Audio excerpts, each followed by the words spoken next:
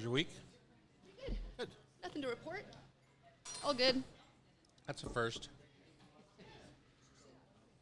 Made some clam chowder. How about you? Huh? You're going somewhere in a couple weeks. Not till the end of November 30th. Okay, we've got 2 shows next week. November 6th and 7th. Because I thought you were gone the 13th or 14th. Oh, I am. You are. That's right. I forgot. I'm in Arizona for Oh, a couple of days.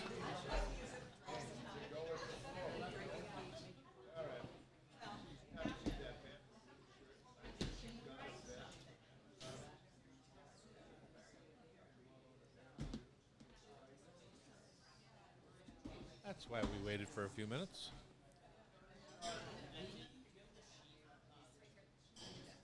Great. Did you see these? These are awesome. Ah, no problem. This is great. No, I said write them down. Oh, okay. Just comes off as more thoughtful.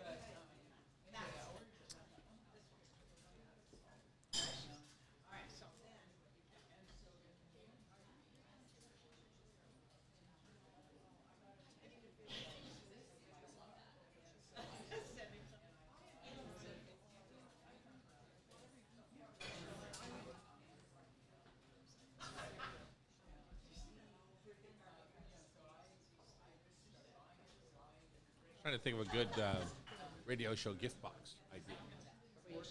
Gift box idea. We can give a show, free rubs. Buy up to a gift class.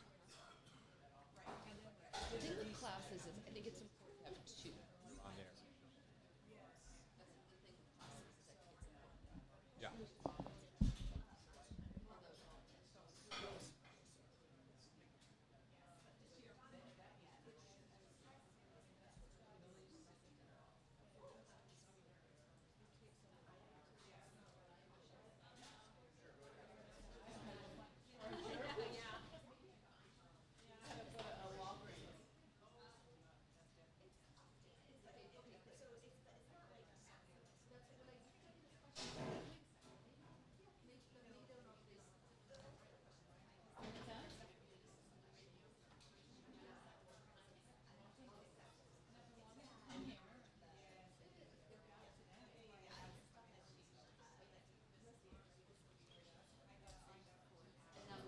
Good morning, everyone. How is ya? Good. I'm Tom. This is Brigitte. Morning. How we doing? Becky's in the producer chair this morning. You can call her Bex. She loves a good Chex Mix. Nico's on technical side. Andy's on breakfast, as is Kyle. Hello, Kyle. What are you doing over there? We're cutting up some buffalo cheese. You're cutting the cheese. Well, that's not really a very pleasant thing to do here. Seems like not a very good way to welcome our guest. So I want to tell you about this cheese. This is our guest, Barbara, brought it it's from Romini Farms. We can talk about it later, but it's, when we did a segment on buffalo milk, we didn't have any American buffalo milk, and Romini cheese has American buffalo. Perfect. So she brought it up from Tamales Bay, and we're going to try it. Great. And then we're And the buffaloes didn't kill the farmer. No, I know that story in Yeah. Washington or somewhere. Yeah. But on her website, she says that treated properly, they can be as kind as dogs. Not the ones that the other guy got. I'm But not sure how you milk them and treat them kindly at the same time. But I'll leave that for the professional. okay. Okay.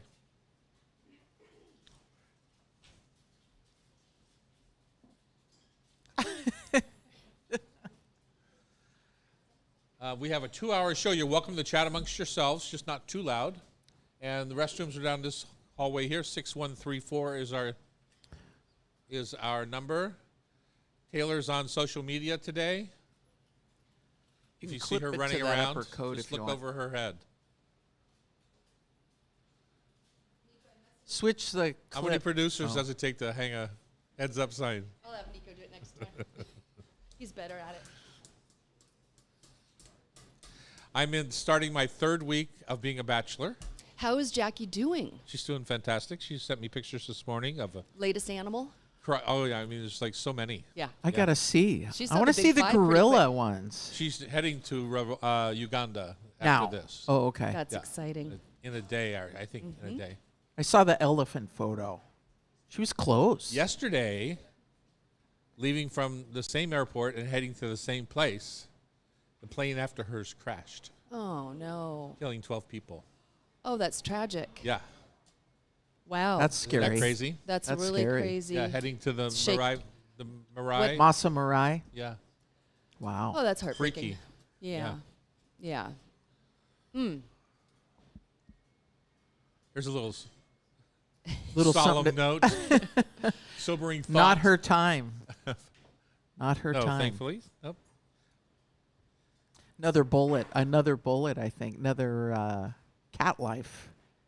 Don't know. It's not something that I would wish on anyone going that way. But No. The whole industry, for everybody. Yeah. yeah. All right.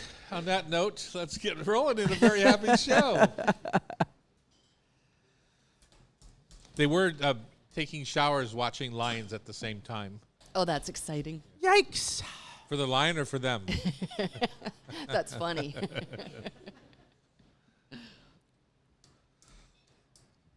I hear their roar is like, whoa, goes through your body. Like when they're nearby and they roar. It does. It goes. It's scary. And they're nearby. Yikes. Yeah. I've gotten a little too close. 5 years ago, right when COVID thing was coming down, she was in Africa with Loretta and Ben, and as I'm calling her on the phone to tell her that I have to shut every one of our businesses. This is like February or March Right. 10th or something like that. They were 2 days away from coming back. They had been there for 3 weeks, and I could hear the lions roaring as No. she's bawling on the phone. As I'm telling her that we have to close everything. Oh. Because, of course, we didn't know at the time if No. that was permanent or... Yeah. Yeah. It was a big deal. So Tom, you're like Mr. Cheery. We got Yeah, let's turn this around. Welcome. we just talked about lions roaring. What's so I sad know. about Now we that? can talk about food. Did and you All right. see how sunny and beautiful it was yesterday? I did. I went and hit balls at the golf course. Did you? Yeah. Nice. I thought of you. I course was I at did. Interbay there, and I was like, God, I should go. Welcome to the Hot Stove Society show on Cairo Radio. I'm Tom Douglas, And I'm Bridget Charters. and we're thankful that you're joining us here today at the beautiful Hotel Andra in downtown Seattle, as many of you are sitting in the audience. You heard that lively bunch there in the background. They're so excited for their breakfast coming up. Chef Annie Coming, is I back there smell. slaving away on brown butter madeleines. They ham look and cheese crepes good, with Tom. mushroom gravy. Little Washington fruit cup with oranges and grapes. Your favorite? My favorite. It's the last of your the melons are gone. The melons, The melons are gone. I know we Yeah. had them last week. They're done. So good. You know what was surprising this year on our cantaloupes from the farm was that how long they lasted in cold It's- storage. Yeah. I mean, some of those melons were picked a month prior. Wow. And we had no hope for them because we were back and forth to the farm at odd times, so we just didn't have hope for them. And they opened them up, and they were delicious. So do you have a walk-in out at the farm? do. And what temp do you keep it at? I don't know. It's Jackie's walk-in. Oh, okay. But just like ours here, I would think. Oh, 40, okay. 40, 45. It's That's all amazing. vegetables. Yeah, we- ours have to be under 40 here. Right, Yeah. right. Those melons were unreal. Yeah. Had a good melon season this year.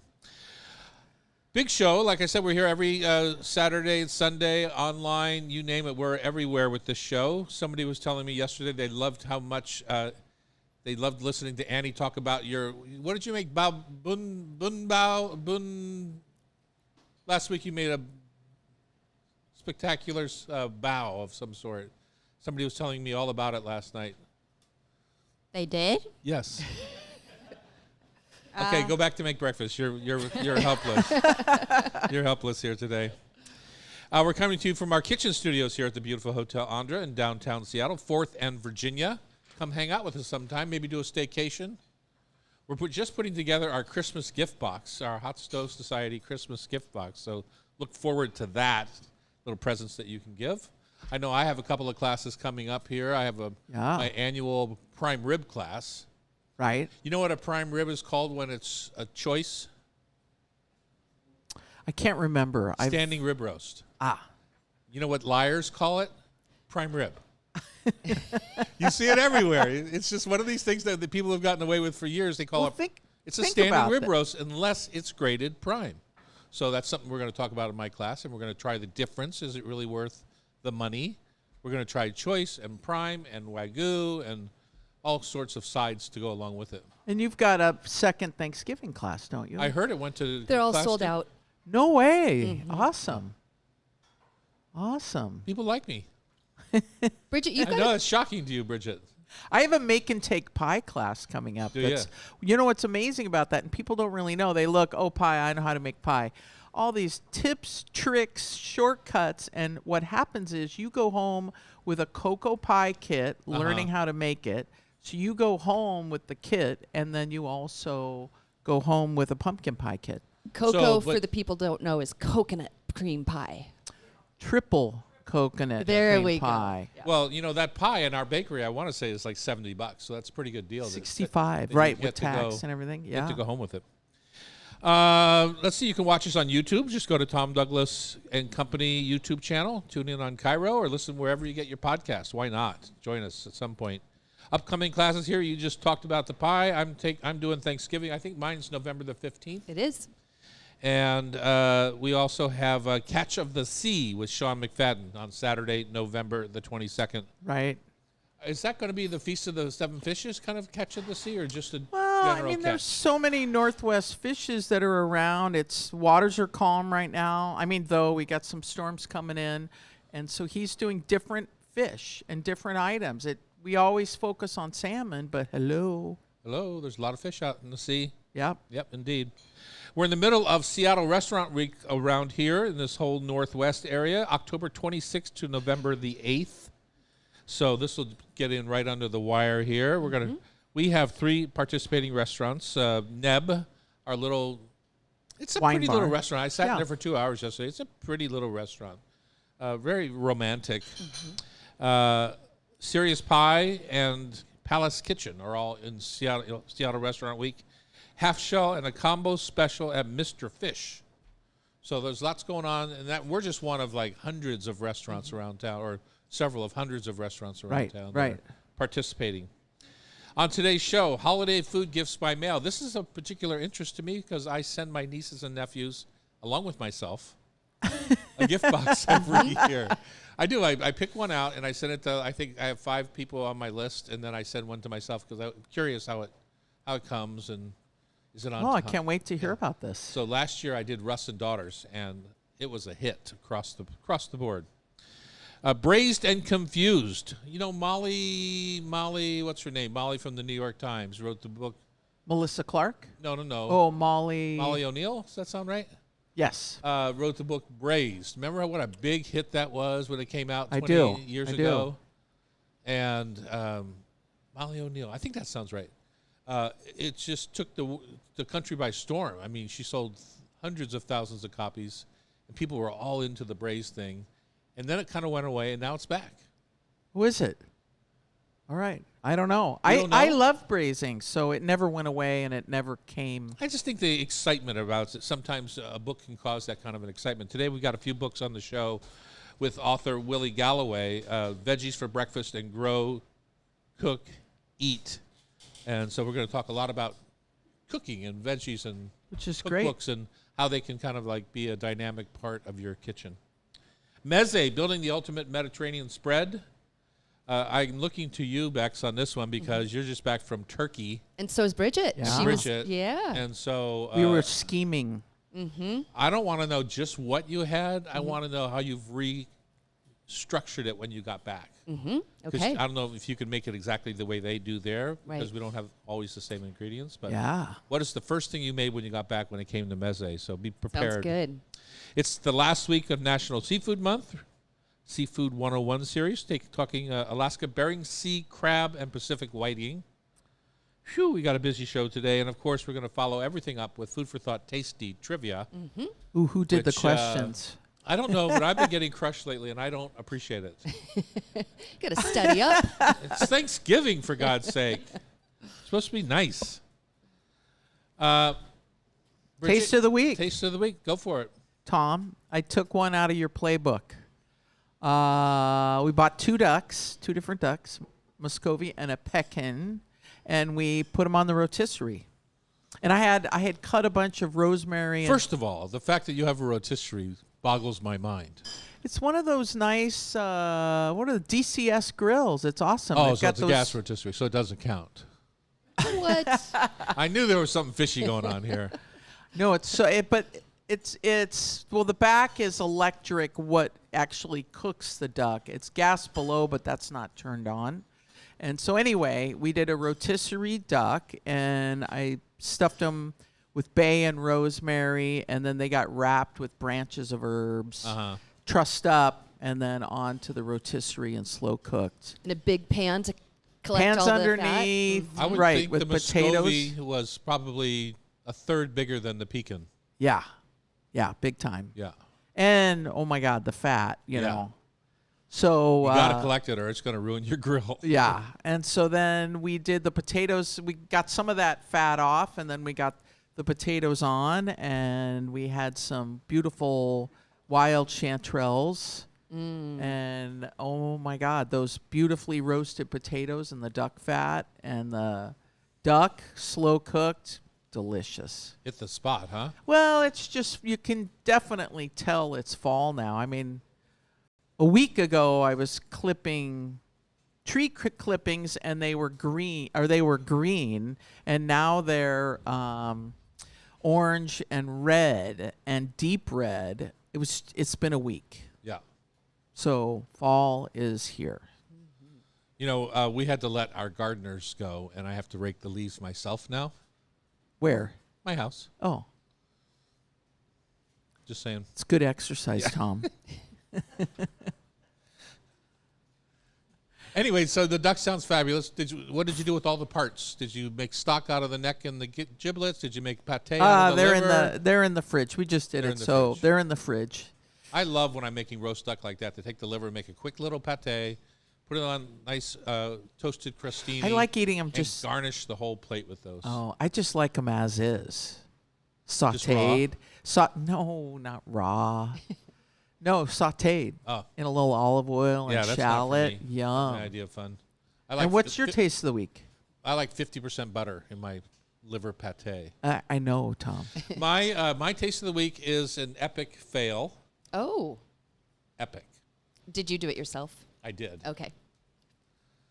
So I've been trying. I swore that while Jackie's gone for 3 weeks, I'm not going to go to the grocery store, because we always have all the fridge, the free. You know, she doesn't buy, like when she goes to the store. She buys 3 avocados, not 1.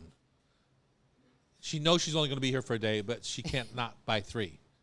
So there's always food kind of like in not the best shape. So same thing with our freezer. Sometimes you just have to work through your freezer. It's true. Because you pack it up all season long, especially after the long summer, blah, blah, blah. So I had a couple of center cut loin pork chops, my least favorite cut of pork, that came in a gift box that I had bought a couple years back. It's been sitting in my freezer because I hate them. So I've been staring at them, and I thought, well, Jackie's gone. This is a good, perfect time. I'm To going eat to something I hate. Well, Okay. typically you would make these in like a pork chop, where you're going Right. to maybe medium Oh, well. but you diced it up. So I put it. No, I was too lazy. I put them in a little Le Creuset 3-quart, tiny little brazier. Put them in there with a whole apple, garlic, ginger. Sounds good. Yeah, blah blah blah. Put the lid on. Turned the oven on to 225. Perfect. And went to work. Low and slow. This was at 8:00 in the morning. I've never done this before. I don't even have like a crock pot. Put it in there low and slow. Blah blah blah. And then you forgot it. Well, no, I didn't forget. I did forget about it. But when I got home, I could smell that it was. Oh. Yeah. Opened it up, black, Oh. 100% black. Not enough moisture in there. 225. Not enough moisture. Duh. And 225, black. Who does that? Thank God you don't have a dog. They'd be freaking out. Oh, What do you he's, mean? He's got Jackie's dog. Oh, but isn't the dog at the farm? No. No, dog's at military camp. Learning how to say yes, sir. Perfect. Jackie's gone. What is so funny about that? Anyway, the dog wouldn't have eaten it. It was horrible. It was just it was a briquette. I could have cooked your ducks over it. So you went to Saltoro or something like that? What did I do? I went Korean. Oh, to Omni. Yopati. Oh. Yeah. Which is that new one up by the Jiffy Lube in our neighborhood. Okay, let's talk about food for mail on the Cairo. Coming up next. It's the Hot Stove Society Show, 97.3 FM. By the Jiffy Lube. Isn't it called Yopati? It's where the pizza shop used to be there in that little On 105th and Greenwood. Yeah. Yeah. I went to Omni. Oh, Omni. yes. Omni. Omni. ONMI. We had him on the show. Yeah. Nice chef. He Yeah. came out and said hi. And Oh. I've been there a couple of times because it's great. They have just another playbook from Tom. They had a big, giant TV. And the first time I went, the French Open was on. And he's like, here's the remote. Go to town. And then the second time we were watching the Mariners play the Blue Jays. And it was awesome. Bunch of people. Did you get his traditional, or did you get fried chicken and make him irritated? The second time we got the fried chicken, Uh-huh. holy smokes, that was delicious. That's what I hear. Yeah. But I got the bowl, the bibimbap, Or something like that. whatever it's called. Whatever that was. All right. We're back here in the kitchens on the Hot Stove Society Show. Everyone's just eating on their brown butter madeleines. How are they this morning? Puffy, not too big. Annie forgot her phone, so we're not really sure what's going to happen today. Chef Annie is phoneless in Seattle. Holiday food gifts by mail. I consider myself a little bit of an expert at this over the last Big time. 5 years, just because I've been kind of choosing this direction for all my nieces and nephews as they've grown older and have their kids are getting older, things like that. But the New York Times specs, you saw an article about this. Tell me about it. It's the wire cutter section. Wire right? cutter section. They did 23 baskets. First of all, I just want to clarify. Yeah. You believe it? You believe it's anonymous? Blah blah. You believe all their like? I don't know. I mean, I they don't do have know either. sponsors, Yeah. but that's why I didn't want to list what they said. And the other thing that they do is you can buy through them, so they make money on their suggestions. Right. Click here. Yeah. Yeah. I know that's kind of frustrating. I think but that I wanted, takes some of the. yeah, I wanted to start with this is a listener inspired segment because Okay. she said this is Callista. Thank you, Callista. I know every year Tom likes to give food gifts to friends and family at the holidays. He's talked about panettone from Chef Shop and bacon from Benton's and Bacon Country Hams. I've given them both as gifts. Can you do a segment on other food gift ideas, especially those that are not local? Or how do you go about finding food gift options when you aren't in the industry? So that's how this came about. Oh, that's good. Yeah. Where do you want to start? How do you find them to begin with? Well, I've got so many food ideas. I just don't know where to How start. do you But find them, Tom? My favorite way to find them is from either restaurants or delis that I've been to that I love. Yes. Like I've been to Katz's Deli a million times in Manhattan. Oh, or Who would- Zabar's, who wouldn't- or well, I've been to both. I mentioned Katz's for a reason. okay. I'm not trying to trash Zabar's, but every category has its best in class, Got it. right? And Got so it. in my mind, there's two best in class out of Manhattan for deli gifts. One is Katz's, which is straight up pastrami, rye, mustard. You just get a nice box and blah, blah, blah. The other is Russ and Daughters, which Right. you can get a bagel and things of that nature. The whole lox. Beautiful line of smoked salmon, which they also include wild smoked salmon, which is something that's a little bit hard to find. Pretty much everyone goes with the farm-raised Nova out of Norway or things like of that nature because it's Right. fattier, it travels better. People love how it melts in their mouth, blah, blah, blah. So that's how I go about. I kind of go to places that I've had some experience with, not necessarily on the same level. So for my usual order at Russ and Daughters in Manhattan is double toasted sesame bagel, schmear, and lox, wild salmon lox. So I start there, and I start to build my box. And, of course, all those places have Yeah. opportunities on their websites of different things that kind of cover a broad range of topics. Do you do D'Artagnan too? Speaking of I New have York, not done D'Artagnan. they have a fun cassoulet box. Yeah. I've done Espanol, Yeah. the Spanish grocery out of L.A., and beautiful gift box. Oh, Well, we've if this year in particular, I'm really a fan of Iberico pork. yes. And they've been in the beginning when I first bought it through, I want to say Zingerman's. It was just like a little piece of something. Now it's a real industry. They're actually bringing in lots of it, and it's a beautiful product. And I love that meat. So I'm thinking Eating those about that. black acorns. Yeah. And then we've had, Seattle caviar is a really nice kind of extravagant gift. But extravagant Yeah. gift.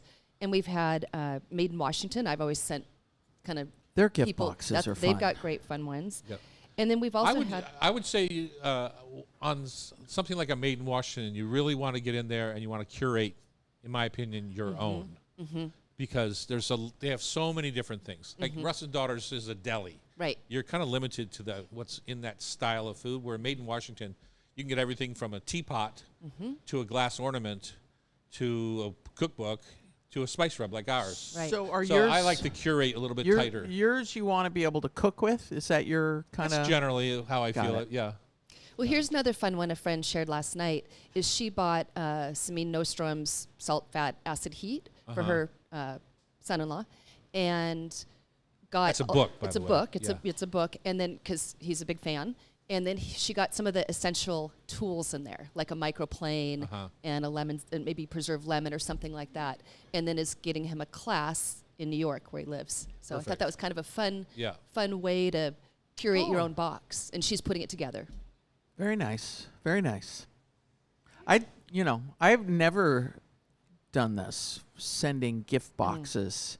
What I love is you can do it at any price level. You could remember Wild Montana Foods was here, and she has a beautiful vanilla and a vanilla maple syrup. And those, you can, for less than $20, probably make closer to 30 Right. with shipping, but you can do it at any price point. Yeah. Well, during the pandemic, the company Goldbelly got super popular, and you can pretty much send anything on Goldbelly. I don't know what that is. You don't know what What? Goldbelly is? No. What is it? Wow, for someone of your Wow. character. Like they send whole meals. Yeah, Goldbelly is it's a clearinghouse for everyone's gift boxes. Oh, interesting. And I'll have to- foods. Like they really wanted us to sell our coconut cream pie on there, right? But we could never get it to a frozen state and then deliver it in a way that I was comfortable with. Yeah. Yeah. Ugh. But that's what they do. I mean, they'll do all these gift boxes, but they put a upcharge on. And so sometimes companies, like how sometimes companies sell online and they'll use Amazon as their fulfillment. Right. Sometimes places do that also, like the deli companies. I think with go through a Goldbelly address. Yeah, with Goldbelly though, you've got to order stuff that's got fat content and is unctuous and can either be reheated. I mean, I've had cakes on there, like cookies, like they just No, I don't know. they because they were a sponsor at the South Beach Wine and Food Festival, and so they would bring all that stuff in, and it was like, okay, this did not travel well. But if you're getting like a kit, to put pastrami sandwiches makes sense. Right. Speaking of kits, I've purchased for my son and his wife. I got him a 3-month supply at a meal subscription. I think it was Sunbasket, just to make it easier, just to get people into Which cooking. company? Sunbasket was the one I used. Yeah. And then there's also Thrive Market is another one that I've gotten for a friend before. It's just an online marketplace where you can save money and they have their own stuff. Or a gift of experience, like a food tour in the city that someone's living. It's kind of a fun That's a thing. great idea. Yeah. That's a fun one. Mm-hmm. Yeah. One of my favorites is, from a local perspective, is the Beecher's basket. Now, just to clarify, my son-in-law works for that company, but long before he ever got there, I was on the board, the advisory board, and every Christmas I would get a box from Beecher's, and it was some of the cheeses that you don't really see in their shops very often. That's where I fell in love with Flag Sheep, Yep. which is their aged sheep's milk cheese. It is a delicious cheese, Oh, and they're I've never heard of that, huh? 4-year older flagship. Totally different cheese, right? Yes. In the beginning, we made a lot more cheese than we were selling. I say we, they. I was just on the advisory board, but they made a lot more cheese than they were selling. But it was in cryovac, aging in warehouses in cryovac, which is an airtight, but still it still ages, which I never quite understood that one, but it does. Well, we had a lot of cheese for a long time, so we ended up with this like 4-year aged cheese instead of what we wanted was a 12-month. You know, the idea in the beginning was 12 months and we're ready to go, but it didn't sell. It didn't sell. It didn't sell. So we ended up with these older cheeses that With came those out big delicious. crystals in 'em? Yeah, they Yeah. were super delicious, Oh. and so that's sometimes what you get in a gift box when you don't know what's coming. Is the flag sheep available in grocery stores, or do you have to I go don't on? see it much. I don't know if it is or it isn't. Honestly, Does I it That'd be a don't- fun exist? Does it gift. exist still? I don't know. Oh. But I would think so, but I don't know. But probably on a limited basis. But Well- they're gauzed wrap flagship Oh, rather than their right. cryovac wrap That flagship. wax. Is a whole different. Kinda, yeah. Well, you know, Kurt Dammeier gives you credit for that. That was you that suggested that he did the cloth, right? Oh, Yeah. Well, yeah, because he wanted to win awards. That's right. I mean, he did. Yeah. And he did. He won best cheese in America with that particular cheese, I believe. Oh. Anyway, so that's how I kind of think about gift boxes, and then of course you have to think about the end consumer. Like my nephew in Providence, Rhode Island, when I sent him a gift box, he's got a 15-year-old and a 5-year-old daughter in the house, so I don't send him a lot of tin fish gift boxes. Right. What about Because it's a family gift. Yeah. Yeah. Japanese snacks? But they love a big Oh. Mishima Reserve steak box. I can tell you that. Oh, Oh. yeah, that's amazing. That's fun. That's pricey, but it's fun. I wonder if Wajimaya does gift boxes. Great idea. Oh, I'm sure they do. Yeah. I know Chef Shop does that kind of stuff. Chef Shop's great. Yeah. We're doing our first hot stove gift box this year. Did you know that? No, Tom. I Well, I'm didn't telling know you right that. now. Okay. What are we gonna do? I've got a plan. Okay. All right. All right, pot roast, beef stew, beef bourguignon. What the heck is the difference? On Cairo Radio, it's the Hot Yes. Stove Society Show, 97.3 FM. That was Colleen, our manager from downstairs. We worked together for almost 40 years. She brought you a treat. She just came back from having her hip replaced. Ooh. She walked in here pretty good. Did she? Yeah. She's been dragging that leg for a couple of years. Literally through the dining room like this. Poor thing's been in pain for literally years. Yeah. All good? So she says. Awesome. That's awesome. Hi, Ken. Super. Yeah, that's what they all say. Said never. We're not. No, because it will air in the weekend right after Halloween. So Halloween's Friday. There's a couple of Halloween questions in trivia. Just a couple. Really? Ooh. Hint, Tom. Hint. Just saying. Okay, Bridget, this is all you since you're the braising queen. Okay. We're back here in the kitchens on Cairo Radio. You are going to get breakfast. Annie's running a little late today. You are going to get breakfast. She's not having. You forgot She's your not phone. late. She's not late. She's right on time. She's right on time. She's a lovely person. Bex, And- tell me about this segment. Are you just in the mood, or what's going on? Someone asked me the question, what is the difference between beef roast, pot roast, and boeuf bourguignon? And I Right. just said the classic, well, boeuf bourguignon has wine in it. But then I thought, no, there's a lot more to it. Right. So I knew Bridget was going to be on, and she is the queen of braising. Right. So I like the braised So and did you confused. do research on this? I did do a little research. That's a shocker. I sent her down the rabbit and what hole. did you think was the biggest difference between pot roast when you read the technique? Mm-hmm. Biggest difference between pot roast, beef stew, and beef bourguignon. The cut of meat, it's either a big Really? piece of meat or all cut Oh, I into a know, little but bit. it's the same. It's the same meat though. It's just chuck roast, right? Yeah. Right. But I mean that was that simple. And then the finesse in a boeuf bourguignon is much more. Like what? Browning each little bit. Oh, soaking the beef in wine, marinating I think it. that's a big Yeah, difference. and Yeah. that's not really in any other technique. Right. Well, and the cut, I beg to differ on the cut. Okay. Doesn't let's go. have to be. Okay, so Becky had sent through that pot roast versus beef bourguignon, and I was like, well, that's braising versus stewing. Okay. Is the difference there? What's the difference there? So stewing, like Becky just said, it's smaller cuts of meat generally is stewing, and stewing generally runs about an hour, maybe a little bit longer. And fully Whereas- submerged, right? It's fully submerged in liquid. Correct. Okay. But not necessarily, because people are mistaken thinking, oh, you need to bury this thing in liquid. The meat's going to kick out a lot of liquid when it cooks. And then there's this process where the meat, you sear it because you want the browning, you want that Maillard reaction. No, can I just stop you right there? We want that either way, right? Whether it's Correct. beef bourguignon or beef stew, we want the browning We want either the way. browning because that's flavor. So right now we're the same size cut of meat and we're browning both. Correct. Okay. Does it have to happen? No, because No. there are white stews that aren't browned. Okay. You're essentially simmering that meat. And then the difference is you're adding liquid, and if it's a stew or if it's a roast, I like to do it so that the liquid is about a third to halfway up the meat. So if you've got a sautoir, one of those straight-sided saute pans, and you've got your stew in there that you've seared off, you've got your veggies ready, you're putting everything back together, and then you're adding your liquid, that little piece of meat that you diced up that's about 1.5 inches to 2 inches in size, you want that liquid to come halfway up. And, you know, I've been cooking for a long time. This is the first time I've heard this theory about the halfway up piece. Why? Well, What do you care?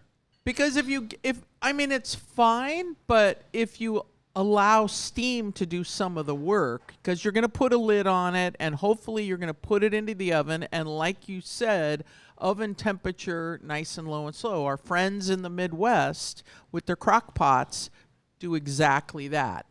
They're either stewing small pieces of meat or they're braising, cooking a pot roast, putting a lid on it and slow cooking it. And you can go as low as, Tom, what temp? I went 225, but yeah, I think my mistake was I didn't seal the lid on. Because I think, to me, the meat and the apple and things were going to give enough moisture that it's all I wanted. Probably would have been fine. And it would have been fine, but since it was in a classic Le Creuset 3-quart, blah, blah, blah, I didn't seal the lid, so I think it lost enough, over the 7 hours it was in the oven, lost enough moisture that dried out. Got it. Whereas Yeah. if you have a nice sealed lid like on a crock pot, it's a little bit different. Correct. And so the nice thing about stewing is if you don't have time for a pot roast, if you're stewing, it's going to take a little bit more than an hour. That's doable for dinner. I'm surprised by that. I would have guessed it would take an hour and then put the veggies in and then let it go for another hour or 45 minutes. Again, it depends on the size of the meat. I mean, with beef bourguignon, classically, I was always taught those kind of 1.5 inch, pieces of meat. Okay, now let's go to braising. So that's how Okay. you stew. So braising Braising's to you, the same. You're searing the meat. You're setting it aside. You're getting your large chunks of vegetables ready. Those large chunks of vegetables could have been in the marinade. The marinade could have been red wine or, When you're braising, are you doing any open roasting in the oven? Like, for example, when I braise veal shank for ossobuco, I will fill that. It's like a turkey roaster kind of pan, right? With Right. a 2 or 3 inch side. I've got all my shanks browned off, my mirepoix on top, tomato paste, stock, blah, blah, blah. I like to throw it in the oven open topped. do you Because ever I cover like to, it? No, I like to get want some the of that evaporation. caramelization and evaporation. So in that case, yeah, you would add more liquid. But am I still braising? Of course, because it's cooking in liquid. You're Okay. doing a wet heat method of cooking, stewing, braising, similar techniques. Size of the cuts, the difference. And so daube was something that Becky looked into. And for the classic French, you're talking about Julia and some of those guys. That old and daube, like, what is that in French? I didn't know what it Becky? was. That was brand new to me. Daubier. So it's from Provence, and it has just provincial herbs and tomatoes. That's the difference, Tomatoes right? is a big one, tomatoes. A daube. Yeah, I mean, all the old French guys, daube. It's pot roast. But it's those lesser cuts. So back in the old days, you butcher an animal, like, you got to use it all, right? You don't get the prime cuts. You're not a restaurant. You get to, I just want steak. No. Hi, you got this whole cow. What are you going to do with that 1,000 pounds of meat or whatever it is? Got to do something with it. So they would do these very elegant things with mushrooms and other vegetables and do a braising process and finish. They would tourne vegetables, and like you say, at the very end, those vegetables would simmer, cook in that liquid, and then the meat's pulled aside, it's left to rest, and then you take all that liquid and you reduce it down and create some kind of a sauce. As in the case of your lamb shanks, you're turning those, you're letting them cook, the evaporation's happening naturally. What meat would you not treat this way? So, for example, my mother, when I was growing up, she loved to make an eye of the round roast braise. And it's a terrible cut. This is so dry. It's so dry and lifeless that. But she didn't know any better, and she loved it. That was so. But it also made, because she braised it, she Stringy made gravy and- for it. So it's. But it was just one of those things, and it's too tough to serve rare. And so you have to kind of braise it, and That's a good stewing meat. You yeah, know, cut it up small quick- pieces. Quick cooking and doing a light stew and good. Yeah, can I tell you a story? 100%. Okay, so I worked for Lorenzo de Medici in Italy, one of the kind I of interviewed first. her. You know. I know. Did Yeah. you really? Yeah, I wrote an article in the Weekly about her. That's awesome. Yeah. Lorenza passed away just under a year ago. Great lady. I've got lots of respect. But anyway, she wanted to do a pot roast Chianti style. And what they do is it's almost an eye of the round with a few other things. And I'm looking at it going, there is no fat on this thing. I am toast. I'm going to go down in flames on this one. And she's like, no, it's fine. Just soak it in Chianti. Wine's going to just dry it out more overnight, 24 hours. It was like 24 hours. And then I'm like, okay, are you sure? Like, this is what I'm going to do, Lorenza. And she's like, it's fine. So I seared it. And then I, slow cooked it. That thing was dry and Oh. stringy. Yeah. It had no hope. I guess I could have put in pounds of butter and wrapped the thing in pieces of Bacon. fat, bacon, pancetta or something. She's, I'm just like, Did she taste it? yeah. It was. She served it to guests. She's like, this is perfect. It's a taste. style. It's a style Okay. thing that it's a taste that my mother loved that roast, and it was, look at me. I ate everything, and I could still recognize that was not a good piece of, Right. not a great way to. Yeah, cook no, that, she or- sliced it super thin and then just zhuzhed up the sauce and like a vitello tonato. She coated that thing in this starchy sauce. I was just Well, vitello tonato generally is a rare veal eye of the round, sliced paper thin, Yeah. barely cooked, sliced Yeah. paper thin. With Yeah, the no. tuna mayonnaise on top, but blah blah blah. If you're sending, like, I went to the Met Market the other day and I tried to get a bone-in pot roast. We don't sell bone-in pot roast.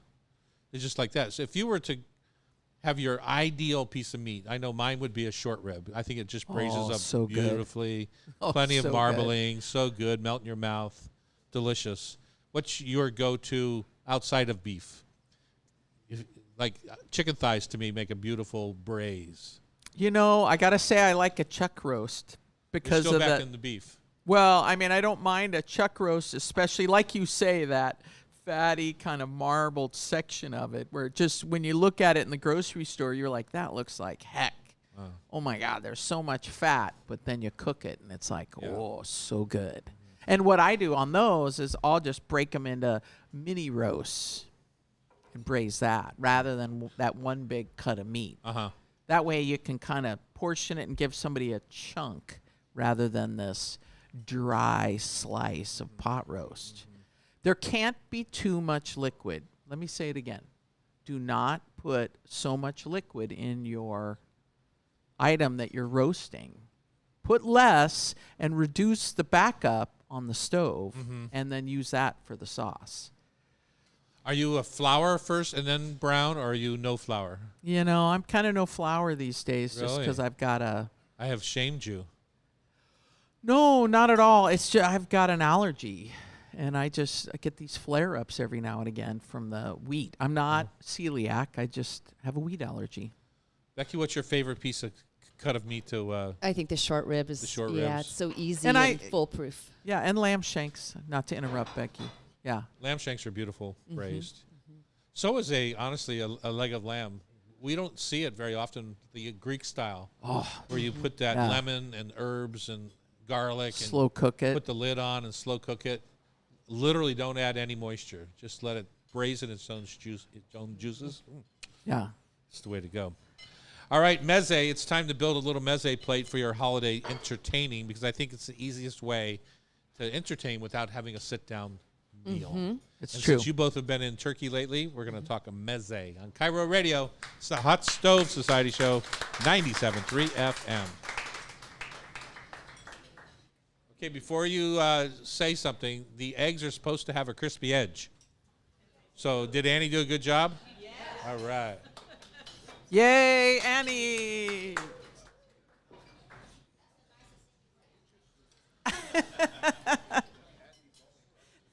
I was going to phone you and tell you, but you forgot your phone.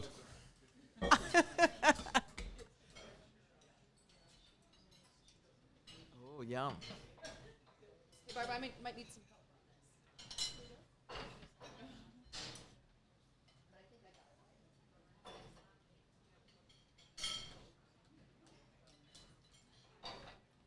Taylor, can you help Becky for a sec, please? Just need to pass out cheese. Oh, maybe Kyle can do it.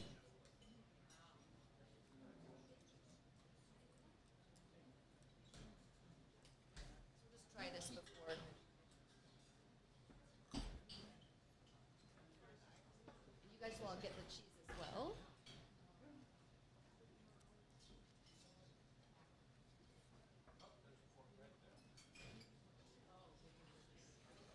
Okay, and then you're going to tell us after?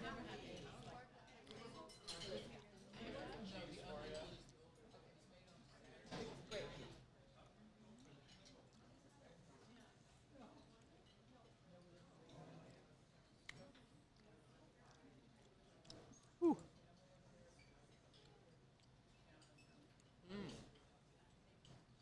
This looks like cottage. Stracciatella.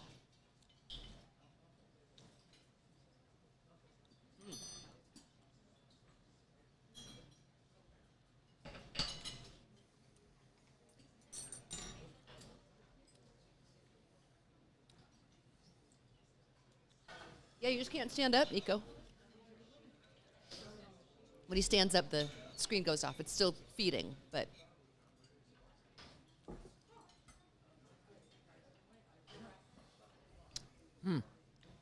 There's a noticeable standout.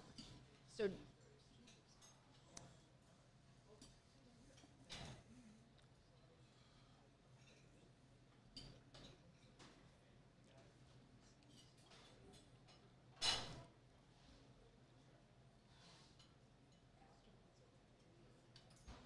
you want to know the order? I do want to know the order. So the one on top is the wrapped one. That's ricotta. Then the one on the right of that, that's the older made on Saturday mozzarella. And then the one on the bottom left is newer. I think that was Sunday or Monday, she said. And then the one in the bottom was the stracciatella, which is the mixed with cream. Mixed I think with it's really cream. good. But but they're all a All American buffalo. they're all a buffalo. Yeah.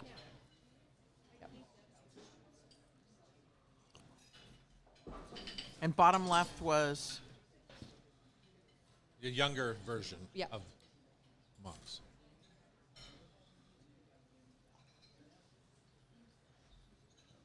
Be fun to have her on the show.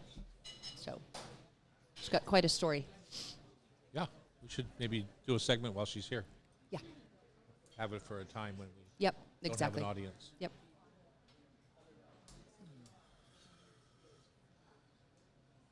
All right, here we go. We're back in the kitchens here at the Hot Stove Society in downtown Seattle. Hotel Andra is our host home here for our shop in the back on the second floor.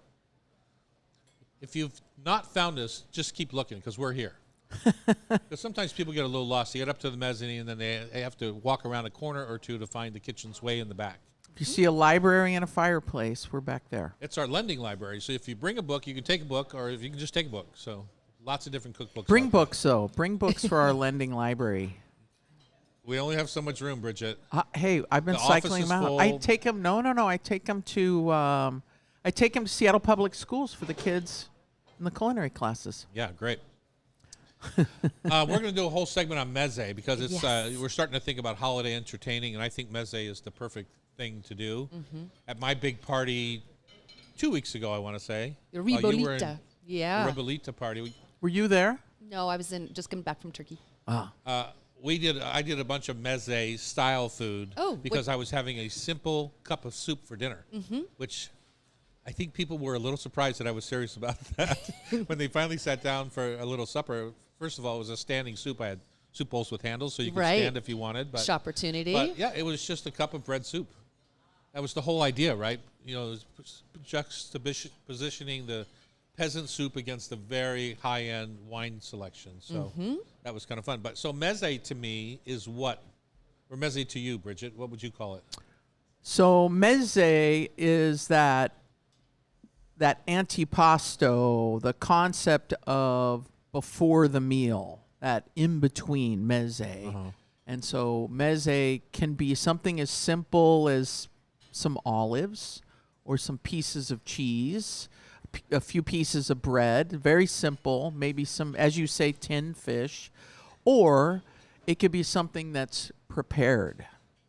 And so Becky and I were exposed to the range of prepared foods, from cooked beans to braised vegetables to grilled vegetables to skewers, salads. meat skewers, Yeah. and little fish, little big beautiful. They would have them in these glass cases, and you could pick what you wanted before you ordered. Before you sat, and it was just kind of fun. And this one ordered some good things, and it's just a really nice way to try things. And it means the word comes from, it means. In Persian, it's snack or taste, or in Turkey, they think of it as an appetizer. But also in that part of the Mediterranean, they'll just, like you did, they'll just use that as a whole meal. Just Right. have lots of They opportunities. will. That's what my next Yeah. question was going to Yeah. be. Does it ever make up dinner? Yes, yes. But It's- when guests arrive in the Arabic home, when they arrive, there must be beverages, there must be some kind of snack. You think of Indiana Jones and his movies, that first movie where Indiana gets to his friend in Morocco and he puts out treats and puts out dates and he's got olives there and the monkey eats the poison date, you know. Don't poison your Boy, I guests. guess but I forgot that one. that stuck I'm not with you. going to Becky or But to there's Bridget's house. always there's always something there, whether it's olives or a few dates, some dried apricots. It's amazing, basic, but then they get so elaborate. Yeah, And there's always the classic baba ganoush and hummus, right. vegetables, and warm pita to dip everything in. That's a Is classic. tzatziki thought of as a sauce or as a meze Sauce. sauce? But it's always there too. Yeah, and Yeah. there's the Turkish one's a little different. It doesn't have cucumber in it, right? It has Right. something else, but they're all It's the just same. the herbs and lemon and yeah. But the sauces, like Becky says, the hummus and the baba ganoush, every single case that she and I looked at, I'm almost positive had baba ganoush Sure. and some version of hummus. You know, but the concept of the labna, that's a sauce there. But they Oh. have the beets, they have the marinated beets, so those might end up together. So labna is a yogurt cheese, I guess. It's is a what it's you a would strange call it. Fermented. yogurt. And when you were Strange, asking yeah. me what did I do when I got back from Turkey, Uh-huh. is I immediately bought some. It's from Whidbey Island, and it's a sheep milk labna. And I just put it on a plate, you know, and drizzle some olive oil on it and sumac and so with some cucumbers, with Yeah. some cooked beets, with the Always thing. served with a pita or some sort of bread product. Yeah, Not the- crackers, but a bread product, right? No, there Christine, might be crackers. Yeah, Okay. each region of Turkey has different bread types that they do. So always just a little vehicle to get that hummus and Right. get the sauces on. And then Yeah. did you see the mussels, the stuffed mussels? Yes. That was something. that Mussel was- stuff with rice. Did I send you down to that seafood restaurant my friend No. recommended? Yeah, they came when you sat at this beautiful little seafood restaurant down this alleyway, and you went in, and it was beautiful. And the waiter came up with this giant silver tray with these small oval plates of meze.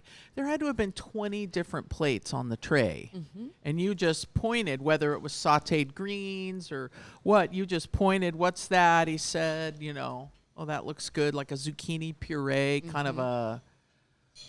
It's like a baba ganoush, but made with zucchini. I mean, just so many different things. And you just picked as many as you wanted, and he just dropped them on the table. Like there was one that was marinated pieces of fish that had been pan-seared, but then it was put under a marinade, almost like an agrodolce. Or escabeche type thing. Yeah. Right. Yeah, I mean, it was so delicious. So there we are at the restaurant, and we've got, I'm like, oh my God, we don't need to order an entree. I Right. mean, we literally Right. there were 3 of us, and we selected 10 dishes. Are they intended to be a balanced meal?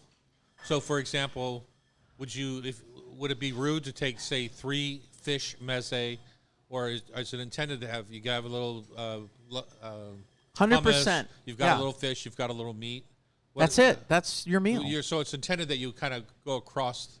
If you're a palette light of eater food. and you wanted something lighter, yeah, they've got salad. You could order a Little carrot separate salad. salad on the menu. But I see your point. I felt in Turkey, everyone was so non-judgmental. All the different religions, and it's such a melting pot that you are welcome to take what you want, and that's what I felt. I Yeah. didn't feel like there was you must do it this way. No, and the whole meze, that seafood restaurant, I mean, they had so many cool fish offering in that restaurant, and we were like, oh man, so there were 3 of us, so we ordered 2 smaller fish, rather than a big giant, a whole turbo was one of the options we could have ordered, or branzino, that kind of stuff. But it's great because at that particular restaurant, they had the best bread that I had in Turkey the entire trip. It was delicious, this sourdough with this wonderful crust.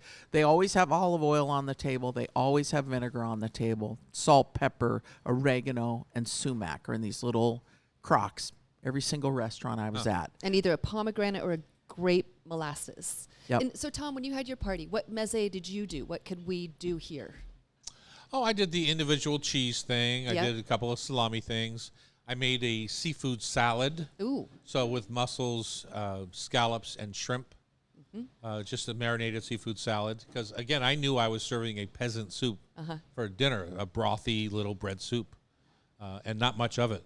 I literally was down to my last ladle when I finished serving the group. People were hungry, huh? It's like, well, they didn't need to be. If they'd eaten the meze, they didn't need to be hungry. Got it. And part of that is explaining to your guests before things got rolling is how dinner is going to work. Right. Because as soon as I did that, everyone was there, everyone was chatting, chowing a little bit, but I could just see this entire meze table, which took me a day to prepare, just sitting there. And so finally, I just explained the evening to folks about the wines that we were drinking, what order to drink them in, and then the dinner was a cup of soup. They needed padding. Next thing you know, the meze table Was gone. was hit hard. Yeah, Oh, exactly. nice, So- nice. Yeah, and it's interesting you asked about the bread. If they have access to really wonderful fresh bread, they would serve it. But I was taken to this bakery, and they had probably 8 different types of crackers topped with sesame seeds, topped with sunflower seeds, topped with chia seeds, these wonderful crackers. Some were gluten-free, some were regular wheat, grissini, beautiful. I took photos, amazing stuff. And they were like, well, yeah, if you don't have bread, you serve that. Yeah. What's we have 30 seconds. Your favorite meze? Simple. Fried halloumi. Fried Or, no, halloumi. grilled Grilled halloumi. halloumi. The grilled halloumi. I love that zucchini dip type thing that was whipped with, it was either ricotta or some kind of cheese. I'm tomates. I love stuffed grape leaves. You can do so much with them. Oh, I have yes. Yeah, they call I them have the vines in my backyard. You just Yeah. clip them, Those blanch were 'em. delicious. I just So love good. 'em Yeah. for some reason. I don't I know like what. them smaller, so there's not too much rice. Yeah, and I like the rice cooked. It's not a time for al dente rice. Agreed. God darn it. All right, coming up next, it's our final week of National Seafood 101 Month here at the Hot Stove Society Show. We'll be back in a minute on Cairo Radio. It's the Hot Stove 97.3 FM.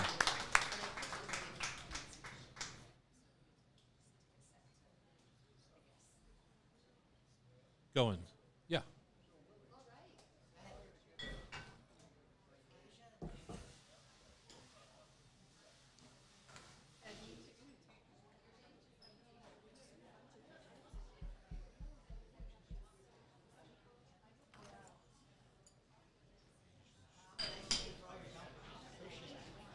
It's always good to be part of this. We appreciate it. We get a lot of feedback from people who don't agree with us having some of this on. So, but that just happens every year. So,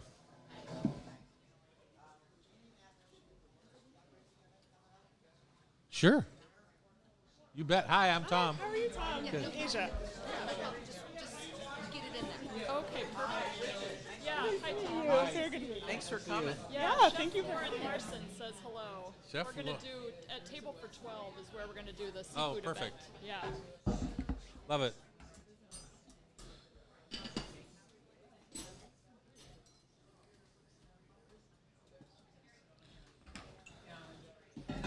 Goodbye. Like, Do we have any visuals? Okay. Oh, we do have visuals. You want me Yeah, to grab it? let's put them on Oh, that's camera so here. good. Okay. Yeah. Tom, I think this is the first time we've had people from Fisheries Management Council on the show. So we often say we have the best managed fisheries on the West Coast and the Bering Sea. Jamie is the Bering Sea Management Council, appointed by the governor, and Asia is with the West Coast Pacific Management Council, appointed by the governor. That's pretty cool. Yeah, it's pretty slick. Love it. Surimi crab. What percentage is the surimi? I'm not sure. So it's 100% pollock?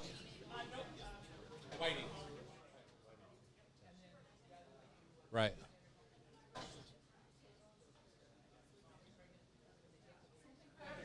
Love that. Got a good picture of it on. Nope, we're in front of the live. Oh, perfect.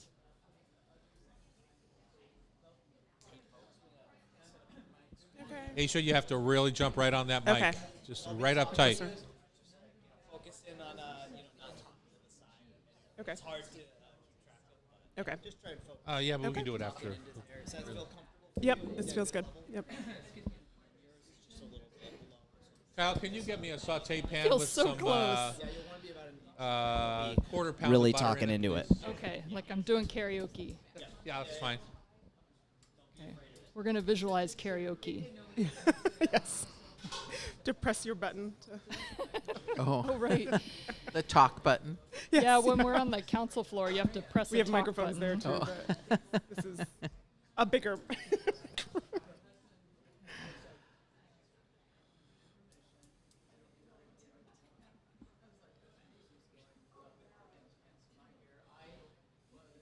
Yeah, Ken was saying Asia Shumillo. Nailed Okay. it. Good work.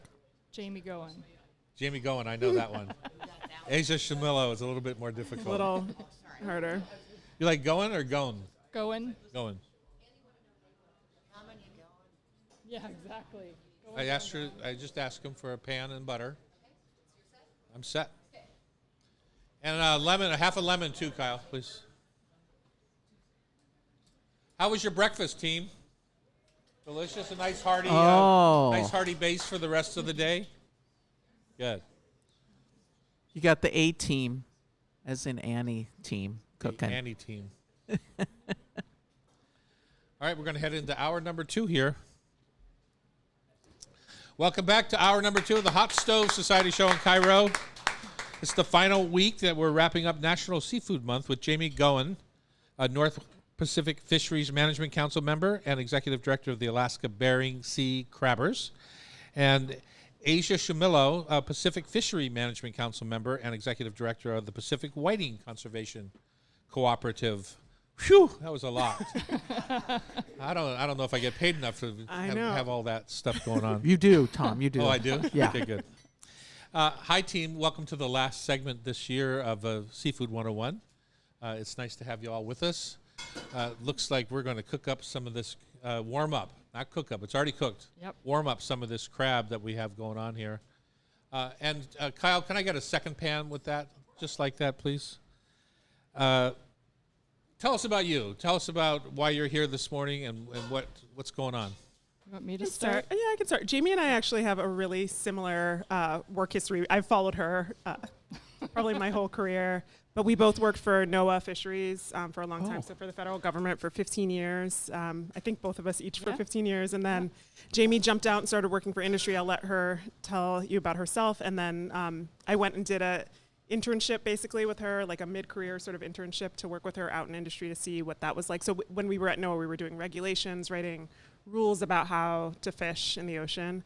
And then, yeah, I really liked the freedom of being out with fishing industry and supporting them directly that way. So I left for this job with the Pacific Whiting Conservation Cooperative. And then we both applied to be on the council right around the same time in funny. different regions. And Yeah. here we are. So, We are. yeah. Yeah. Jamie, you have a similar story. Yeah, and so I work for the Alaska Bering Sea Crabbers. We have roughly 60 vessels in our fleet, and Asia came and did the internship with us at the time we were going through the crisis. You may have heard that snow crab you might collapsed. maybe. Yeah. Yeah. You may have Whoa. seen us in the news a few times Right. for the last few years. Luckily, it's bouncing back, which is great. And Asia helped us come up with the Resilient Fishery Action Plan on how to work our way out of this crisis. So it's a huge help for our industry. I don't know if it's like the restaurant business, but over the years we have come to look at, say, the health department in a different way than we used to. It used to be adversarial, and now it's much more collaborative, I feel, because, it's a pain. You're in the middle of service, all of a sudden you got an inspector in your face or whatever, and it was always just never felt good. Once you embrace that inspector and try to do things right to begin with, it's much better. I feel like the fishing industry is doing that with management. Is that true? Absolutely, and I think our roles on the council really show and highlight that. It's a participatory process where everybody's coming together in one arena to work together. So you've got the agencies, both the federal and the state government, you have the tribes, you have the fishing industry reps, you have the environmental conservationists, you've got everybody there at the table trying to work through the issues. I think it's much more collaborative than it used to be. Yeah, and I think the more we've over time gathered more and more information about fisheries, people get much more invested in the process when they're contributing to collecting information. So the fishermen we work with, a lot of them take part in information collection that supports how we set the catch levels for the fisheries, and then also with coming up with the rules that they work under when they're out fishing. And So- do you work with the fishermen to set those rules? Yeah. So the process that Jamie They're talked about. represented also, Yep. yeah. Yeah, so it's a public participatory process. We meet 4 or 5 times a year, depending on the council. There are 8 councils around the country. So Jamie's in the North Pacific. I sit at the Pacific Fishery Management Council. They're open to you guys can come to the meetings too if you'd like to. Oh. They're very long. The North Pacific and Pacific ones are over a week long often, and you meet about the different species that that the government manages in federal waters in Right. that area. So. So yeah, there's ample chance for people to speak up and say, this affects me in this way, this is the kind of help I need, and then you get to design the rules that you fish under. Yeah, and then I had a question, is what is happening in these fisheries with all this wonderful education? Is that bleeding into the international waters? Or are you guys getting visited by those international fishermen and That's those industries that's a in really terms good of question. protecting? We have a 200-mile exclusive economic zone, so our waters are protected. But I would say there's a lot more collaboration happening internationally. Like for our snow crab fishery, we've been in touch with the Japanese snow crab fishery, the Canadian snow crab fishery, trying to learn more about how everybody's managing their fisheries so that we can do better in the U.S. But I will say the U.S. is the gold standard for fisheries management in Nice. the world. And we're excited to showcase some of that here for you today. Yeah. I'll also add really quickly, we have treaties with other countries. So Pacific Cake that I work on, we have a treaty with Canada. We work with them jointly on the science that supports catch for the fishery. So we're in constant communication, especially when they've built a treaty structure around that stock. Yeah, I've read a few books on the kind of the unlawfulness that's happening with all those kind of ghost ships that are out in the international waters, Yeah. and they talk about the fishing and the slavery, and Yeah. it's fascinating. Yeah, and it's a good reason to choose U.S. seafood. We have a lot of there's a lot of regulation that surrounds fisheries from both the stock management for the stocks that we fish for, but then also endangered species. There's labor laws that protect our fisheries too, and the people that are on vessels. So you can be really confident when you're choosing U.S. caught seafood that Cool. we've shut Yeah. all that stuff out. Yeah, that's great. The what don't we know? Like I don't feel like it's ever really been explained to the public what happened to the king crab stocks a few years back. You know, what don't we know, and what have we learned from that crash about moving forward? Because if it's just, I mean, all I've heard is that it's climate change. If it's just that, I mean, there's not much at this point we can do about it. Were other factors out there? Did you guys discover anything along the way? Yeah, and I'll let Asia speak to this too, but through her work on the Resilient Fishery Action Plan for our fishery, what we learned is that the oceans are changing. They're warming, and the pH levels are changing in the ocean, so there's changing conditions happening. But what we need to do is adapt our management to be more flexible, to be resilient to those changes.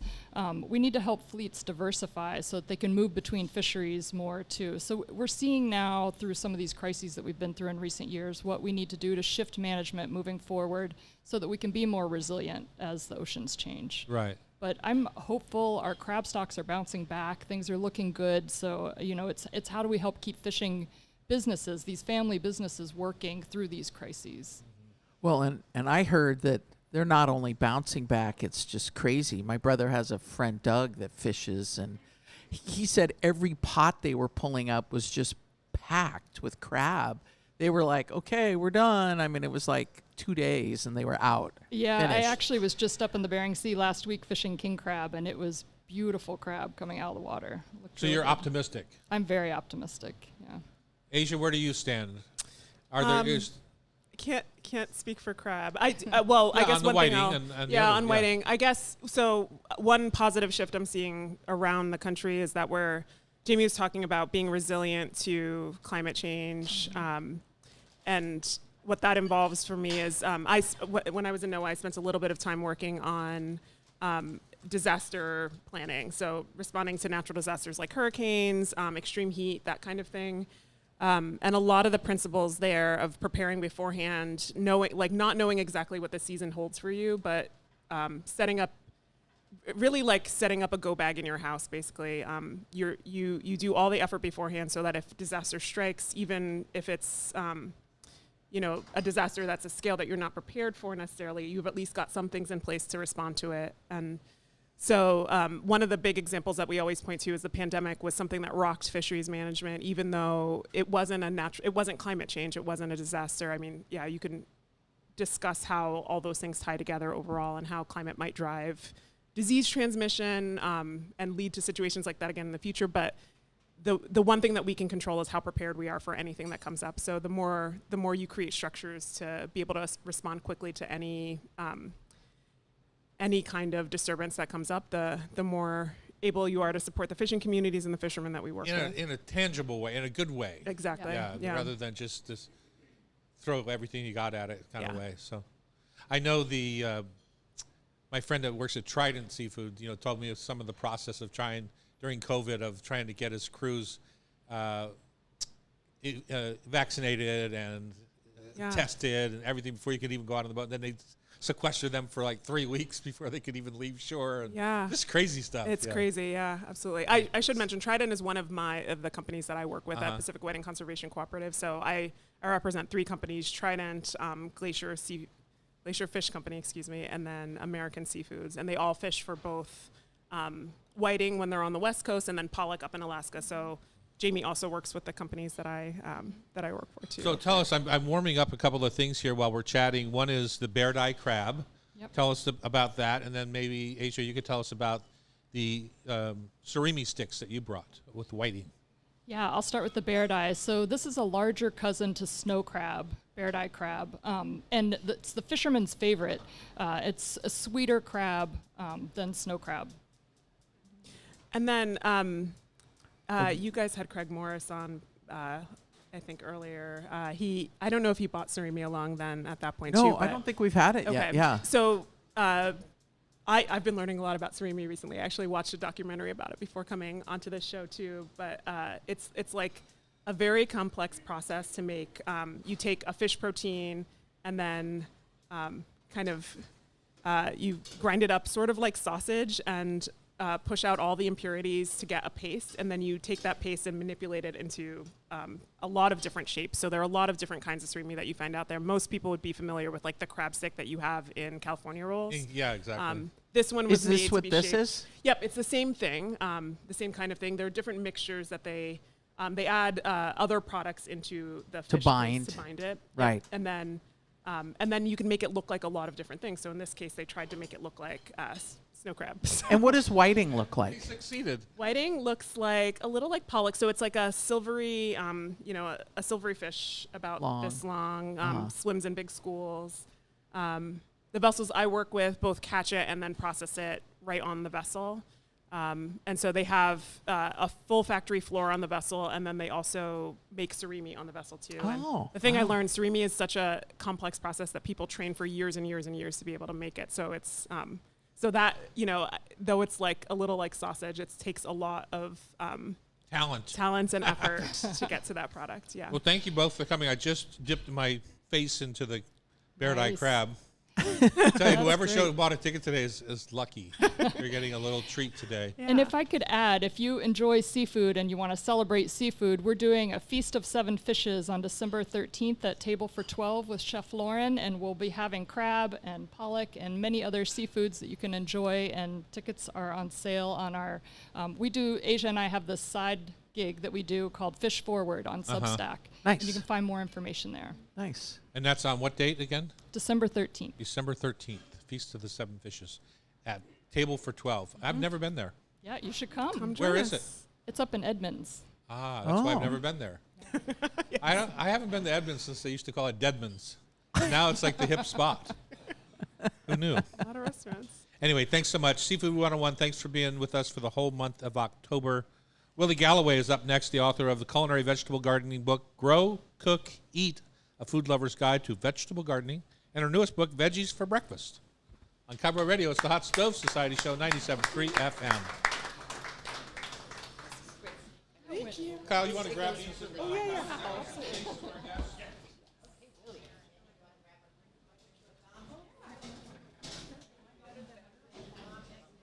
Yeah, nice to see you. And Tom, after he wants the question to be, how do you cook surimi? Come on up.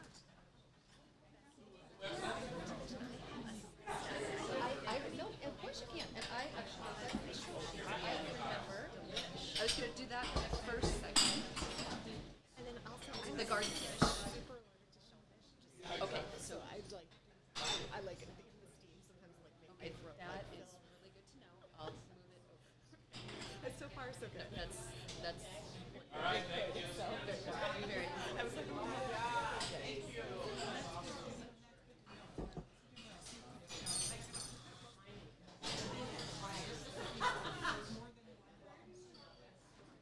Right here. And as really close.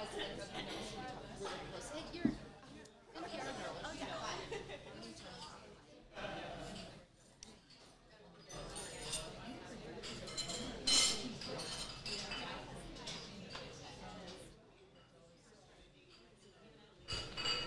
Uh-huh. I bet.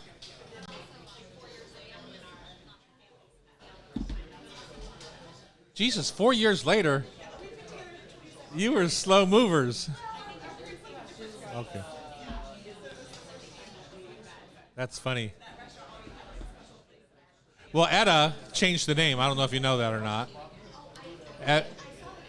Yeah, that's Etta who did that. She never liked her name on the restaurant, so she changed the name to Half Shell and gave it a little fresh look.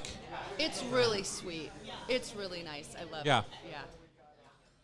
So you got to come check it out again for your, 25th anniversary, 30th anniversary? Yeah, I know. We just had our 20th wedding anniversary, but yeah. And Willie's going to stay for trivia, so we'll have her for 3 Okay. days. Yeah. Maybe, just like maybe right there. Yeah. Okay. Huh?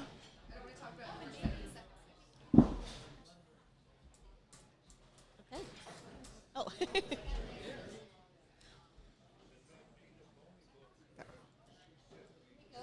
Where would this go?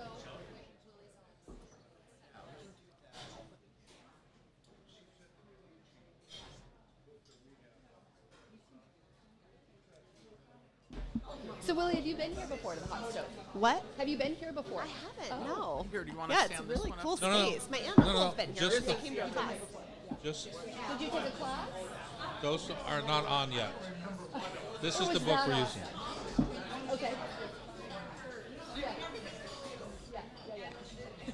It's great. Yeah. Oh, good. Like near and dear to my heart. That Do you have a especially. vegetable garden? No, it's nice looking broccoli. It's sumac and oregano and olive oil and a little salt, hard-boiled eggs, and sweet potatoes and broccoli.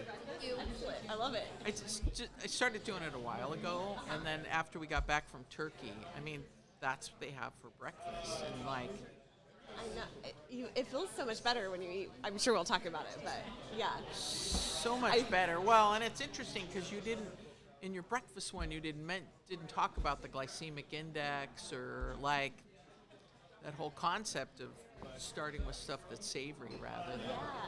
No, it does help for sure. And I mean, I'm not a nutritionist or anything. It really came from this book, which was like I was like sitting at my kitchen table thinking about how I was having trouble eating all the food coming out of my garden, and then I looked down at my breakfast plate and I was just eating toast and an egg, and I was like, wait a minute. That's amazing. Yeah. Shouldn't I be eating some of those vegetables? I was just struggling to like get through. Yeah, so. The Turkish breakfast was. So, friends, when you get your crab plate, there's two different fishes on there, right? There's the crab, barred eye, and then there's the whiting that made it look like crab.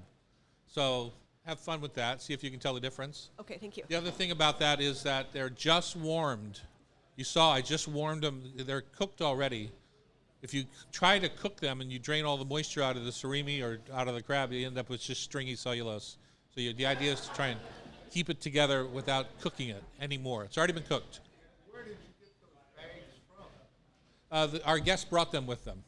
Any grocery store? I don't know. Hey, Asia, where can people buy your product? How is it packed? In a 5-pound bag like that? Yeah. Okay. Okay.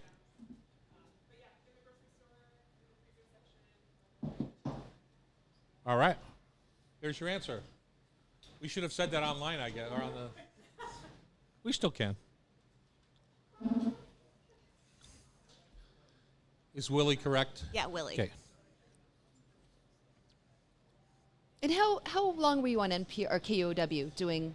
Oh gosh, I was on there probably for like 5 or 6 years. Uh-huh. Yeah. How long ago? I think we stopped in about 2000. It's been a while. It's been over a decade, probably. Okay. Yeah. You never got to work with my buddy Sarah Leibovitz? I didn't work with Sarah Lee. I worked with Steve Scherer. Yeah. Oh, Yeah. He's retired now, right? He is, yeah. Yeah. He had a good NPR voice. Yes, He did. So do you, Tom. I don't. Yes, you do. Whenever I'm on that, I haven't been invited on KOW in years, but I used to be invited fairly often with Steve. Uh-huh. And they have a filter that just makes you sound fantastic on there. Yeah. It's It's the good. NPR It's a good filter. sound system. Yeah, yeah. We need one here. Yeah, we do. Let's get them. I know. I have kind of a high radio voice, and sometimes people would actually call in and complain that I No. sounded like a Barbie. Someone told me once. I was like, What? sorry. I don't know. But you do have to get even closer. Yeah. Okay. Yeah. I remember listening to you. Oh yeah. Yeah. We're back here in the kitchens with Willie Galloway, author of the culinary vegetable gardening book, Grow, Cook, Eat, A Food Lover's Guide to Vegetable Gardening. Hello, Willie. Hi. Thanks for having me Welcome. on. That's awesome. Willie was sharing a story that she and her husband had their first date at Edda's restaurant. How many years ago? Aww. We went on. It was in 1998. Probably Ooh, is you're when we old. Wow. went there. It wasn't our first date, but early in our relationship, we Don't went ruin there. the story, Willie. Dang it. He has a saying about that. Oh. They had their very first date and they fell in love over steamed crab at the Edda's. See, you have to make up the whole story to go with okay. it. I was like, okay. Do you know really? that? Do you know that she's deathly allergic to shellfish? Okay, it wasn't crap. And her husband saved her that night. Her future husband saved her that There night. we go. Whoa, the story's getting better by the minute. Tell us about you, Willie. Yeah, so I am a gardener. I worked for Organic Gardening Magazine for a long time. I was the West Coast editor. And I lived here in Seattle, and my job was to talk to people about vegetables. So I got to talk to a lot of farmers and researchers who were growing vegetables, breeding vegetables. I got to do a lot of stories about urban farmers, and I eventually wrote my first book, Grow, Cook, Eat. It came out at first in 2012, and at that time, a lot of the books that were about vegetable gardening still kind of had a 1970s back to the land aesthetic and ethos, where it was really about growing the most food. And what I realized is that people who were growing vegetables were also buying them at farmers markets and the grocery store, and really what they wanted to do is grow food that they enjoy really well. And so the focus of this book is really teaching people how to grow the best tasting vegetables, and the cultivation techniques, the harvesting techniques, the storage techniques that can promote flavor. And then also there's a big focus on varieties, because that's super important. There's a ton of vegetable varieties out there, and they're not all created equal in terms of flavor. Right. Especially in every environment. So what grows here on the west side of the state isn't necessarily the same that grows at Prosser, where our farm is. Yeah, absolutely. Yeah. Yes. And how was your book received? I mean, yeah, I mean, it just came out in its second edition, so it's been selling well for a long time. This is the new one. It just came out in February. And so I had a chance to go in and update a little bit, make sure all the varieties I recommended were still available. Actually, since 2012, the USDA hardiness zones have changed because it's so much warmer. Oh, isn't that amazing? And so, we updated that information, and yeah, it was kind of fun just to revisit the book. And it's amazing, because I started with John Rowley at the Inner Bay Pea Patch all those years ago. I gardened at Inner Bay. Oh, did you? Yeah. Yeah. And I learned a ton. And I'm always saying to people, like, just get some containers and throw some potting soil in there and put some compost on top, and go to Swanson's and get some starts. Yeah.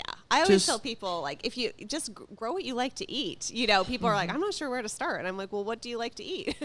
That's a good place to Seems start. pretty simple. Yeah. Yeah.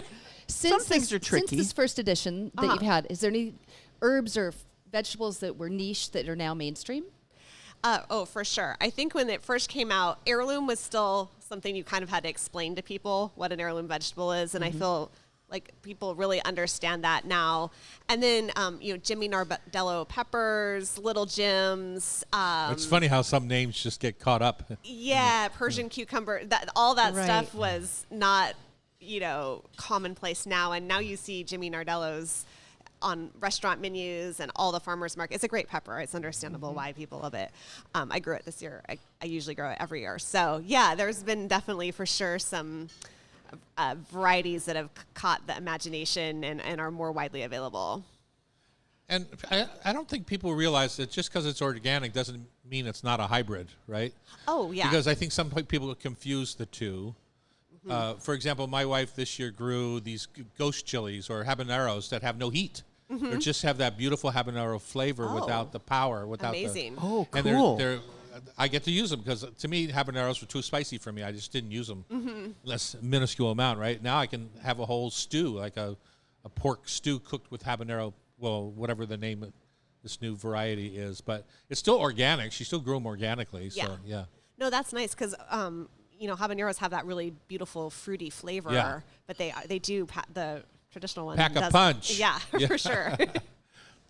And so, are you finding that friends of yours and folks are gardening more than when the book first came out? Because back when we planted our garden, we were just shoving kale in between, the nice plants that look pretty, but they weren't edible. I think people are starting to recognize that it's not this either or situation where you can have perennial borders and then you have to have a vegetable garden that's separate. I think a lot of people are starting to integrate edibles together. That's definitely in terms of garden design, a big movement forward. And then I also think a lot of people are vegetable gardening. You see a lot more front yard vegetable gardens and balcony gardens. So I think there is an interest in growing food that over the past 15 years or so has been growing a lot. And if folks are getting started, what do you recommend for somebody that's like, I have no clue? What's your tip or trick to just... Yeah, I think start with herbs. Having fresh herbs is so amazing. Game changer. Yeah, it just makes, it makes frozen pizza taste better if you Yeah. put some basil on it.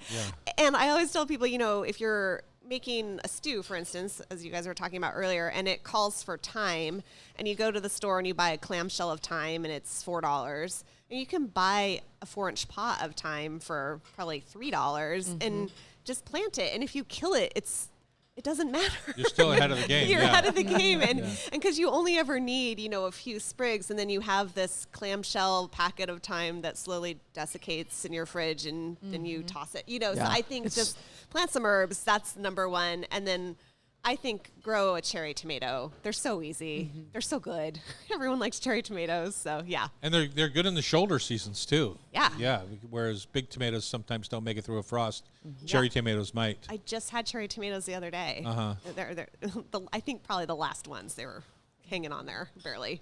I like a plan for a garden. And I don't think it's often planned out like this is going to be a July thing. This is my August thing. This is my September thing. And this is what I'm going to do because I've planted one extra pumpkin plant. I'm going to make preserved pumpkin pickles, whatever.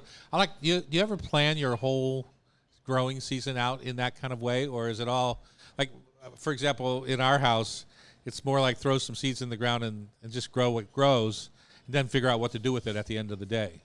I mean, we have 7 to 10 restaurants, so we can work on that. But, but for the home gardener, I definitely make a plan, and then I usually end up totally going off grid and doing something different. But I have a pretty small garden, so I do need to decide what I want to grow and plant it. And actually, if you want to have, especially salad, you do need to plant. It's not like, okay, I just planted a bunch of stuff in April and now I'm done for the rest of the year. You have to keep planting, especially things, lettuces, cilantro, even tomatoes you can plant at different times, bush beans. Those all are things that you have to plant. It's called succession planting, where you plant different crops at different times. So, I definitely do plan stuff out. And if people want to find you and read some of your articles, like the one I read about how you get your seeds, where do they find you?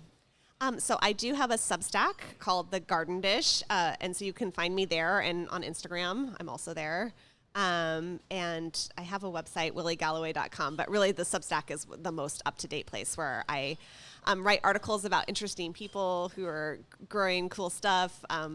My favorite is that we went to Minam River Lodge this year. It's a off-grid lodge in the Wallowas in Oregon, and they have an incredible garden that provides pretty much all of the fresh produce for their kitchen, because you have to fly in or hike in, so they can't. It's expensive for them to get food, so they have an amazing vegetable garden. Wow. Fun. So fun. And how do you get your seeds? Oh, so we're so lucky in the Pacific Northwest. There's amazing seed companies in Washington and Oregon doing really cool stuff. So they're breeding a lot of new open pollinated varieties that are climate adapted, and so I think supporting those companies are great. I get a lot of seeds from there's Deep Harvest, which is just up north. Now I'm gonna that's all right. That's a good start. Names, but tell us your website, your Substack, one more time. Oh, sure. Yeah, williegalloway.com, and the Substack is The Garden Dish. And people can converse with you there, correct? Yes, they can. All right. Her book is called Grow, Cook, Eat, A Food Lover's Guide to Vegetable Gardening, second edition of this particular book. And in the next segment, we're going to talk a little bit about your newest book called Veggies for Breakfast. Which is right up my alley. I love that. Me too. It makes me feel good to start the day. On Cairo Radio, it's the Hot Stove Society Show, 97.3 FM.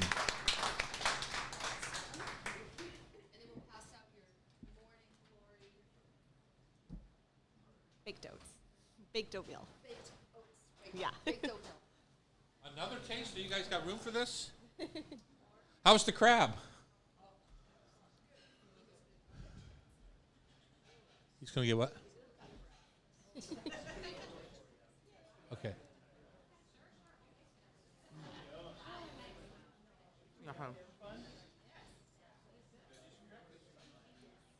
So you have a farm out in Prosser.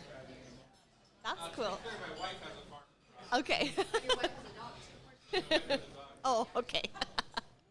I was going to ask, how do you plant your organic gardenings away from the dog pee zones? Oh, mine are actually up in troughs. Up in troughs. Yeah, but I have a bad dog who sometimes still gets up into the trough. Amy Pennington. I do know Amy. Tom's. We're all, yeah. Amy's our buddy. Oh, But cool. Yeah, Amy no, Amy's was great, but she a lives in producer. Scotland now, right? Scotland Scotland. and Seattle. Yeah. Yeah. Yeah. Mostly Scotland. Uh-huh. She was on the show maybe a month ago. Oh, okay. Yeah. Oh, I didn't hear She that was a episode. producer on the radio show. Oh, okay. Amazing. Yeah. She worked for us for years. She was, I love Amy. She's Yeah. great. Go. I she's remember she did feisty, that one. the Go Green She's Gardening. feisty. She is feisty. She brought me watermelon radishes. Oh. Once. Got me to plant them. They're so pretty. My old house. You love those? Not my favorite. I don't love how they taste, but I love how they look. Yeah. Yeah. Are they too hot? No, they're just. They can be really It's a little woody. bit like eye of the round. They're just big, dry. Yeah, regular radish tastes better. I do. If you're going to go with a winter radish, I think black radish tastes better than the watermelon radish. It's juicier, the black radish is. Yeah. You want to pick who's going to win the first cookbook? Oh, sure. Okay, here's our first door prize. Michelle Jordan. Michelle Jordan. There you go, Michelle. You win the first book.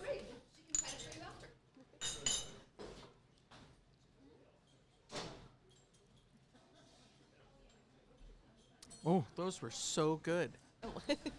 Woofed it down. It has egg white in it. Right? It has eggs, yeah. Oh, it has eggs. Are you allergic to eggs? No, she is. I have a dumb allergy. Okay. So is my mom. We try to slip them in all the time, but she catches Do you know, us. I accidentally poisoned myself the other day. I was eating a bar, and it was in the morning. I'm like, God, something's wrong with this. And I've never had a food reaction, and the roof of my mouth started to feel like it was getting welts or something. And I went, and I looked at it, was eggs, just from egg whites. Yeah. So I went and got my EpiPen, and I just sat there calmly for a you. while. And I'm sorry. Yeah, that's scary. Shellfish What it is is. easier to avoid. that's, yeah. And I love shellfishing. Does your EpiPen give you a hangover? Oh, here, wait.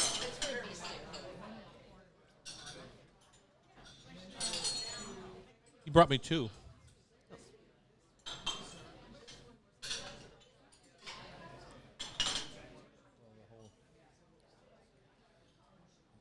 Oh, I'm glad you like it. That was my hardest recipe to develop, which was weird because it's oatmeal, but we can talk about I it. need it. Yeah, trust me. All right, we're back in the kitchen on Cairo. Everyone's so excited. They got one more plate of food. So far today, our guests have had a brown butter madeleine. They've had a French ham and crepe. cheese crepe with mushroom gravy, fruit cup. You've had a mozzarella tasting brought to us by one of our guests. Buffalo milk Buffalo mozzarella. tasting. You've had a surimi crab made out of whiting, and then a regular bear eye crab taste done in butter and lemon. And now, due to the kindness of our next guest, Willie Galloway, the author of Veggies for Breakfast, 100 delicious plant-focused recipes for healthier mornings.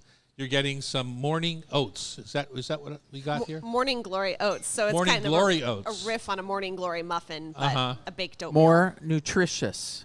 Yes, it is. Well, I think so. It's definitely more nutritious than a muffin. There's a probably. ton of sugar and fat in those Morning Glory muffins. That's why they taste so good. Yeah. So this has oats, and then it has zucchini, carrot, apple, applesauce.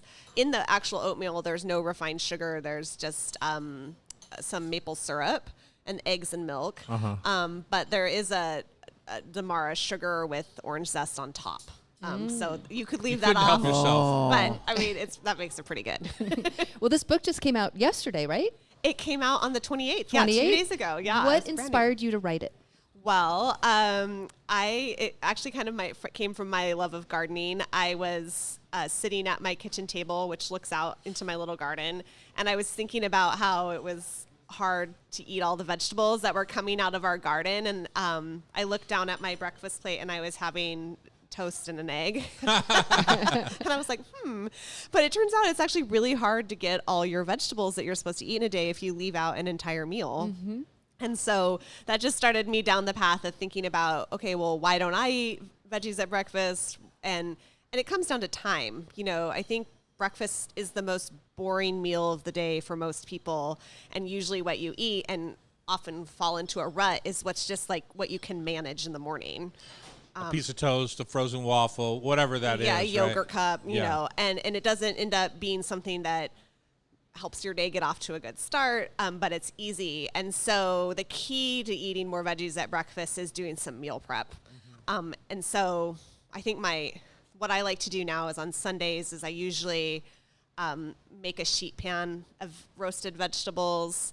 I make a dressing, and then I shave some raw vegetables and stick them into a glass container so that they're kind of a grab and go. Because if the vegetables are there and they're ready, you'll use them. But there's no way when I wake up and have to try and get my kid out of the door in 45 minutes and I'm You're going to be scrub like, a carrot and peel it. And yeah, it's just not happening. So yeah, that's the secret. Those are great. And then the tip you had in there, turn your fridge into a salad bar. Yeah. I love that.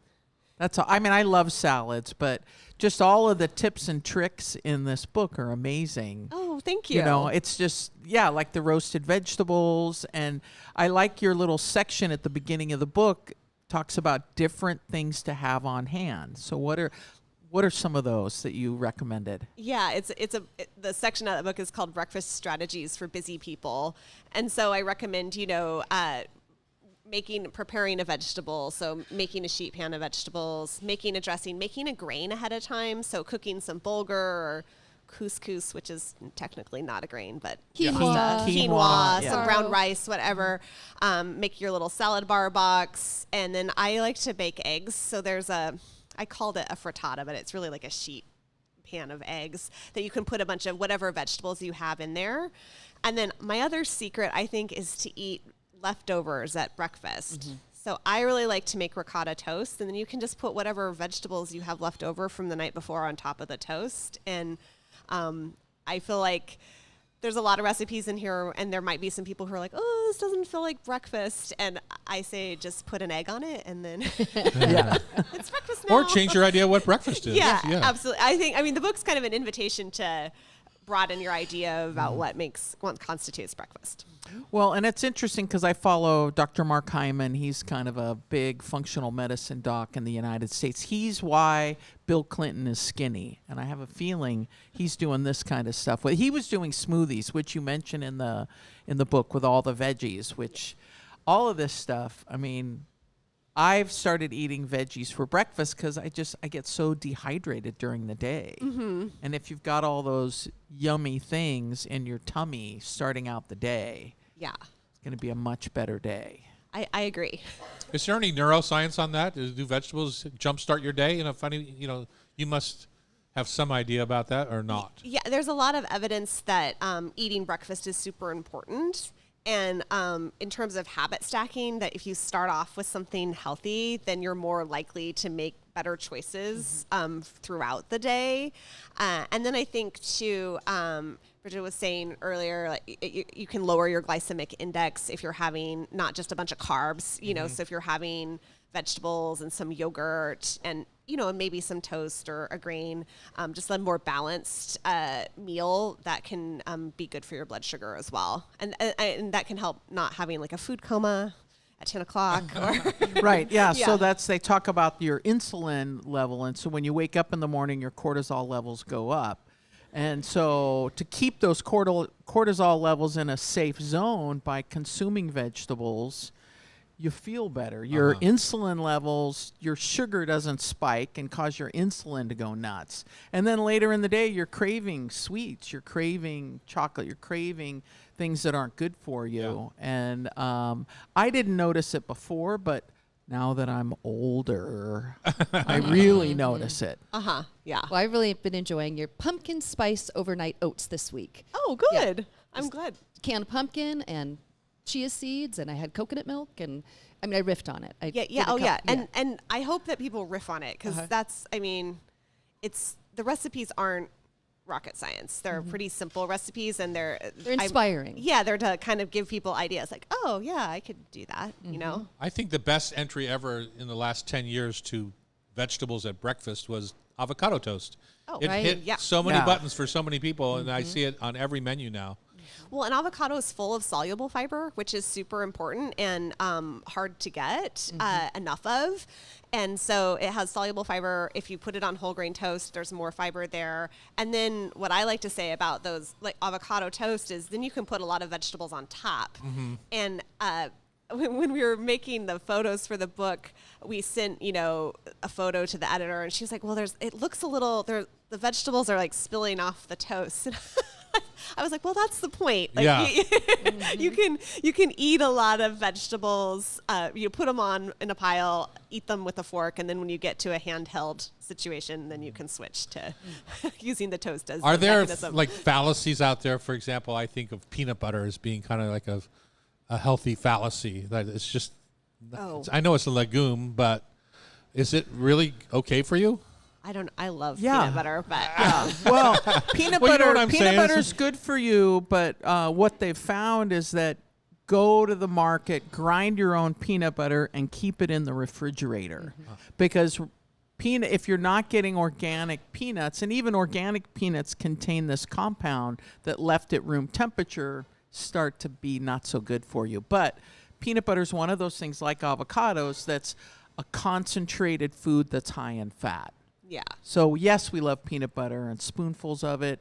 It's going to pad your system so that if you do eat something bad, it's good for you. Or Bridget, you can make it yourself. You can make. I think Willie, you've got a almond butter recipe in there, Yeah. right? There's a recipe for almond butter in there, and you put like a little bit of beets and raspberries in. It's kind of pink. The beets are frankly like a little bit of a token vegetable It's in that pretty. recipe, but it's pretty. And then you can put a bunch of berries on. It tastes good.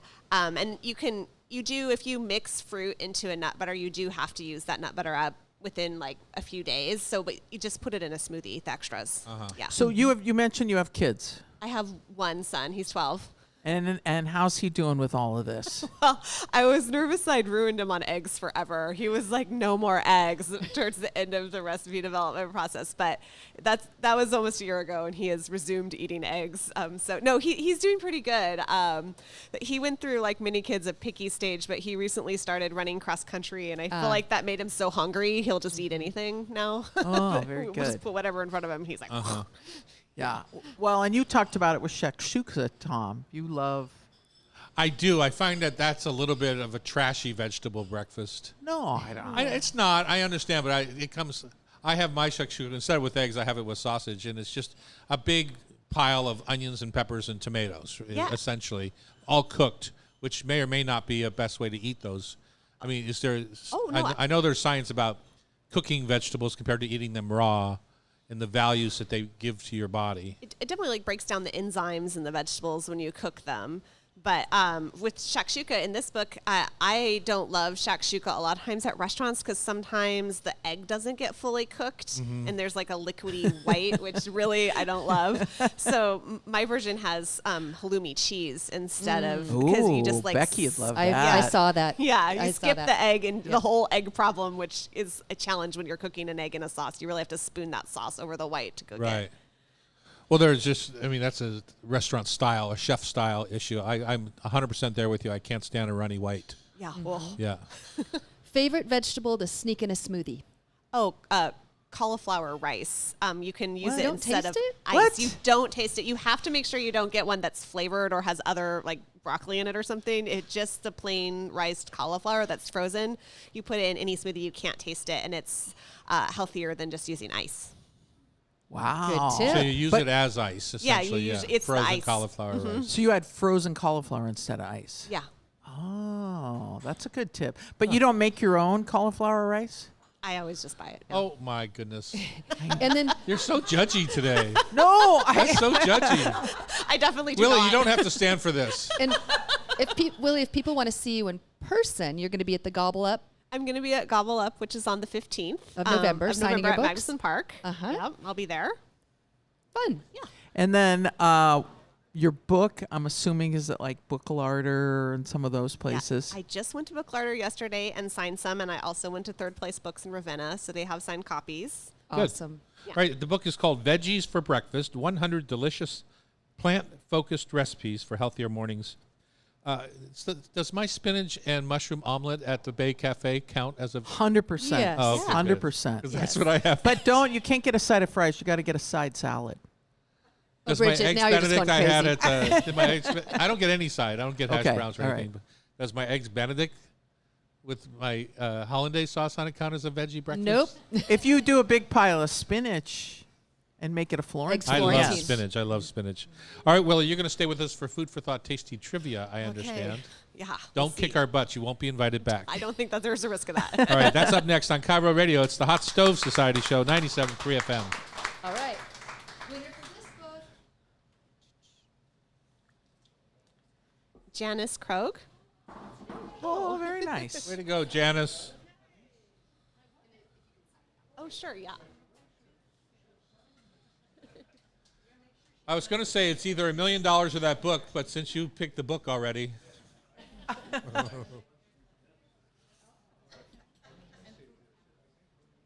great book. Oh, so that recipe was hard because a lot of baked oatmeals are super gummy. Like they're gross. They have like a rubbery texture, and so I had to do a lot of. I think I made that like 6 times before. Did you rinse it a bunch before you cooked it, or? No, what I would do is you put melt butter and then Coat them. coat the oats, and then you make it like muffins. You make all the liquid ingredients, and then you add them to the coated oats. Quick. Cook right away. Yeah. I'm going to go buy some steel cut oats. I mean, Those I are just started doing. You can just use regular thick cut or regular rolled oats, Right, but I've the been extra doing the extra savory thick do grains. better. Yeah. Yeah, I taught briefly at Ingram High School, and we had this nutritional cooking thing, and I did these grain bowls and had veggies in there and fruits and stuff. Green bowls are good. And it was great. The students went nuts. Yeah. It's just like, The you know, students started out nuts. the students were nuts. It was right after COVID. Oh. But My they sister-in-law were- is a culinary ed teacher in Yeah, Vermont. Yeah. I mean, they asked for them the next week, because, and then we started experimenting, maple syrup, all these fun things, and That's cool. Bridget, we're 1 minute behind. okay. You have to talk really fast, Becky. Blah blah blah. Okay, go. I'm just making fun of you. We're back here in the kitchen for the last segment of today's show. It's Food for Thought Tasty Trivia, brought to you by Rub with Love Spice Rubs. Earlier on the show, we talked about it's not too late or not too early to begin thinking about gift boxes and stuff. Well, we have a beautiful gift box at Rub with Love. You can go onto our website at, not sure it's posted quite yet, but tomdouglas.com and go to Very the Rub fun. and buy yourself a gift box. We're also going to have a gift box here at the Hot Stove that includes a class and some rubs and for the very, very fancy, an overnight stay here at the Hotel Andra. Ooh, Very, very fancy, though. You got to be very, very fancy. say that again. Yeah. All right, Bex, let's talk about Food for Thought Tasty Trivia, brought to you by my delicious line of spice rubs. Yes. Well, we've got 3 contestants, and we've got lovely Willie Galloway here, the author of Veggies for Breakfast, and she has volunteered to be contestant number 2. I think this came about because you said you had been listening to the trivia and you liked it. I like trivia. I'm really bad at it. Oh, well. But I Oh, enjoy it Tom, you're every in luck. morning. Well, Willie, one question I want to ask you, because we didn't get to this in the in the last segment, which was, where do sprouts fit in these days? They seem to be like the hot topic. Ooh, I think 'Cause more everyone's than sprouts, microgreens. Microgreens. Everyone's yeah. saying they pack more of a punch than a lot of things. Yeah, I think they are. I don't know too much about it, but I do think the sprout is really nutrient dense. The whole plant. And then you can grow a lot of sprouts without not a lot of soil, and you can grow them indoors. So it's a way to have fresh greens all winter. And you can harvest and they grow back. I think some of them you can harvest and grow back, and some of them are one and done. It depends on how big they are. Yeah. All right. All right. Well, each of you get 5 questions, and then the winner will pick out someone in the audience to go through the gift shop and get a beautiful spice blend of choice. So, all right, we're going to start with Bridget. Okay. Number 1. What General Mills product launched in the 1960s is known as America's answer to lump-free sauces? lump-free sauces? You want a hint? No. Please. Do you know, Tom? No. We talked about it at last week's show. I didn't listen, sorry. You were sitting right here. You brought your brother. I was so excited about Dory. I wasn't listening. Was it It's what's the something you stuff in the probably- blue can? I wonder what it is. Oh, Wondra. Yes. That's below the belt there. you'll get yours. Everyone gets a gimme kind of. Tom's All right. shaking his head. Number and 2, frowning. multiple choice. On last week's show, what did Tom say is a cardinal sin when making gravy? Was it to use Wondra flour, not browning the onions long enough, or C, not making enough for leftovers? C, not making enough for leftovers. Yes, that is true. Good job. Number 3. What does your idol, Dory Greenspan, say about cakes that crack or dome unevenly? Start over, hide it with frosting, that's the charm, or simply slice off the top? That's the charm. That's the charm. That's her style, isn't it? Okay. Number 4, it's multiple choice as well. Oysters Rockefeller were created at a restaurant in 1899 that featured oysters topped with rich green herb sauce and was named for John D. Rockefeller to reflect his opulence. Was it the name of the was the name of the restaurant? Excuse me, Sean, can you help me out? Is it Galatoire's? No. Final answer? Brennan's? All right. What is the name of the restaurant where the dish was invented? Was it Delmonico's in New York, Oh. Antoine's in New Orleans, Nolans, Nolans. Nola, or Union Oyster House in Boston? So you're wrong, basically. You got 2 guesses. And you're So I'll say Antoine's, another New Orleans restaurant, but I think it's Delmonico. What's Is your it answer? Antoine's? Antoine's. Is that your answer? Yeah. You are correct. Spencer won't be upset. I knew it was a New Orleans you restaurant. did not know it. I you knew it was you a New wrestled with Orleans it. restaurant. You Okay. wrestled with it. True or You false? give me a half point on that one. True or false? The popular Halloween candy corn was originally called Chicken Feed when it debuted in the 1880s. True. That is true. You get 4 out of 5. I'm taking back number 1. Okay. See, Tom. Good job. There you go. All He's right. scowling at me. Okay, Willie Galloway. You ready? Okay, yep. All right. True or false? Underripe fruits, including apples, green bananas, and citrus, contain more pectin than fully ripe fruits. Putting you on the That spot. is true. Pectin levels drop as fruit ripens. So good job. I did not know I that. totally knew that. Number 2, what are 2 essential ingredients in the Egyptian spice blend dakka, which derives its name from the Arabic word to crush, referring to how the ingredients are ground together, not powdered to maintain texture? Well, I think cumin and a nut, so maybe pistachio. Sure. Yeah. Yep. Nut seeds, cumin for sure. Good job. Number 3, which of the following is a seed from a flowering plant not derived from wheat kernels? Bulgur wheat or buckwheat? Buckwheat. Buckwheat. Good job. It's not a wheat at all. Okay, number What is it? What is buckwheat? It's I've grown it as a Is it a cover crop. grass? It's like it gets about 2.5, 3 feet tall. Uh-huh. It's a herbaceous kind of plant. Yeah, with the Yeah. seed. It's a seed from a broadleaf plant in the same family as rhubarb and sorrel. Okay. There you go. Number 4, if Ina Garden and Julia Child had collaborated on a menu, would they have I been thought you were going to say open? if they had a baby. It's like You're waiting for that. Would they have been open to incorporating the green Middle Eastern spice sauce, zoug, in its classic form? Would they have liked that? Well, it doesn't have butter, so I'm not sure. But they both like butter. Yes. Absolutely not. Oh, It's got no? cilantro, and Oh. both of them have shared their outspoken disdain for cilantro. Oh. Researchers trace the cilantro aversion to a gene which heightens sensitivity to aldehydes, compounds found in both cilantro and soap. For those with that trait, cilantro tastes less like citrus and more like ivory soap. My husband has that gene. He Oh. doesn't like cilantro. Thank you, Becky, for that one. People Sure. have wondered. Final question. Tootsie Rolls, is this true or false? Tootsie Rolls were the first American candy to be individually wrapped, making them a hygienic favorite in the early 1900s. True. That is true. 4 out of 5. Tie with Bridget. Way to go. Okay. Willie. All right, Tom. You All right. Got to get at least 4. Okay. Multiple choice is your first one, although you might not need it. In Italian cooking, what does 00 flour refer to? A flour with 0 gluten, a flour made from semolina, the finest grain of wheat flour, or a flour only used for desserts? What was the third one that you said? The finest grind of wheat flour. Oh, I have no idea. Other than I don't use 00 flour. I'll go with 00. A, B, C, or D? Oh, I'll go with C. C, the finest grind of wheat flour. It's ultra fine texture. I always thought of it was something to do with gluten levels.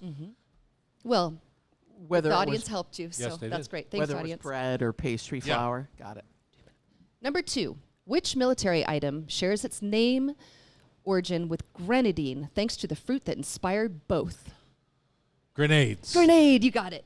And I think grenadine can explode some point. Can it? Yeah. I don't know. I think so. I'm not going to try it. Multiple choice. According to legend, how was the Parker House roll signature folded shape first created at a Boston hotel in 1870? A chef folded it to resemble a royal sash. B, a baker wanted a simpler croissant.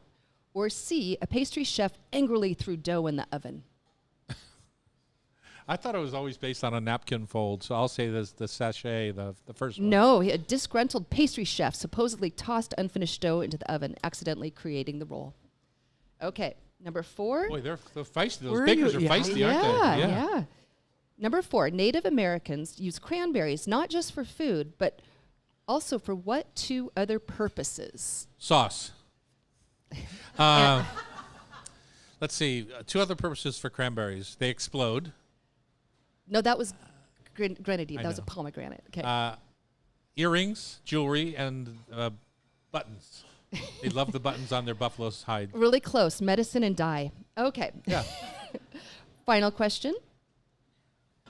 Which candy bar became infamous in Scotland after being battered and deep fried at a fish and chip shop in Glasgow in the 1990s? Would you like options? Sure. Okay. We've got the Mars bar, Snickers, or Twix. In Snickers. Scotland, so that would be Mars or Twix. Wow, impressive. Yeah, so I'll say the Mars bar. The Mars bar it is. All right. So do we have a tie? A 3-way tie? 4 out of 5? All right. Okay, quick question. Just yell it out. What distinguishes a tisane from a traditional tea? If I said it right. Tisane is T-I-S-A-N-E. herbal. Oh, Way to go, Willie. won. Right. All right. Willie. You're going to pick So somebody out of the good. audience, Willie. If you want to be part of the show, you can join our community on YouTube Live at Tom Douglas & Co. or just buy a ticket like these nice folks did and get food shoved down your gullet all morning long. The show is produced by Becky Guzak. Our technical wizard today is Nico Caballero. And our editor at Cairo is Sean. Please don't call me Del Torre. And if you miss any episode of our Hot Stove Society show in Cairo, you can listen via podcast. Why wouldn't you? And thanks for listening. And happy Halloween.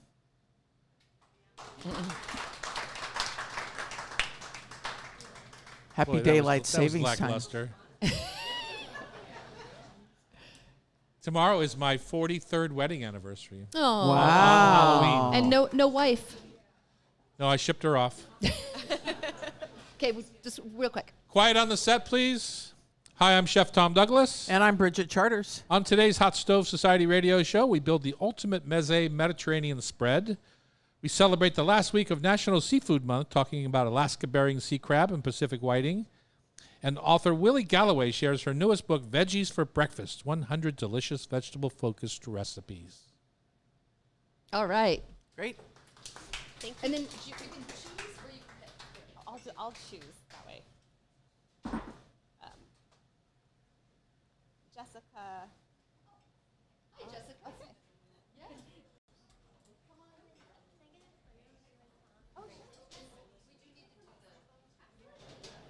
We're not going to do that. Too late.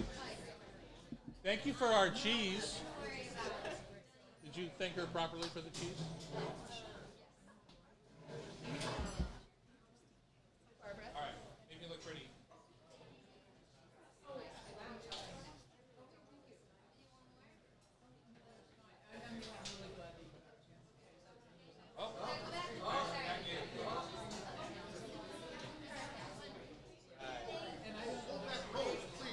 I'm her uncle. You're her uncle.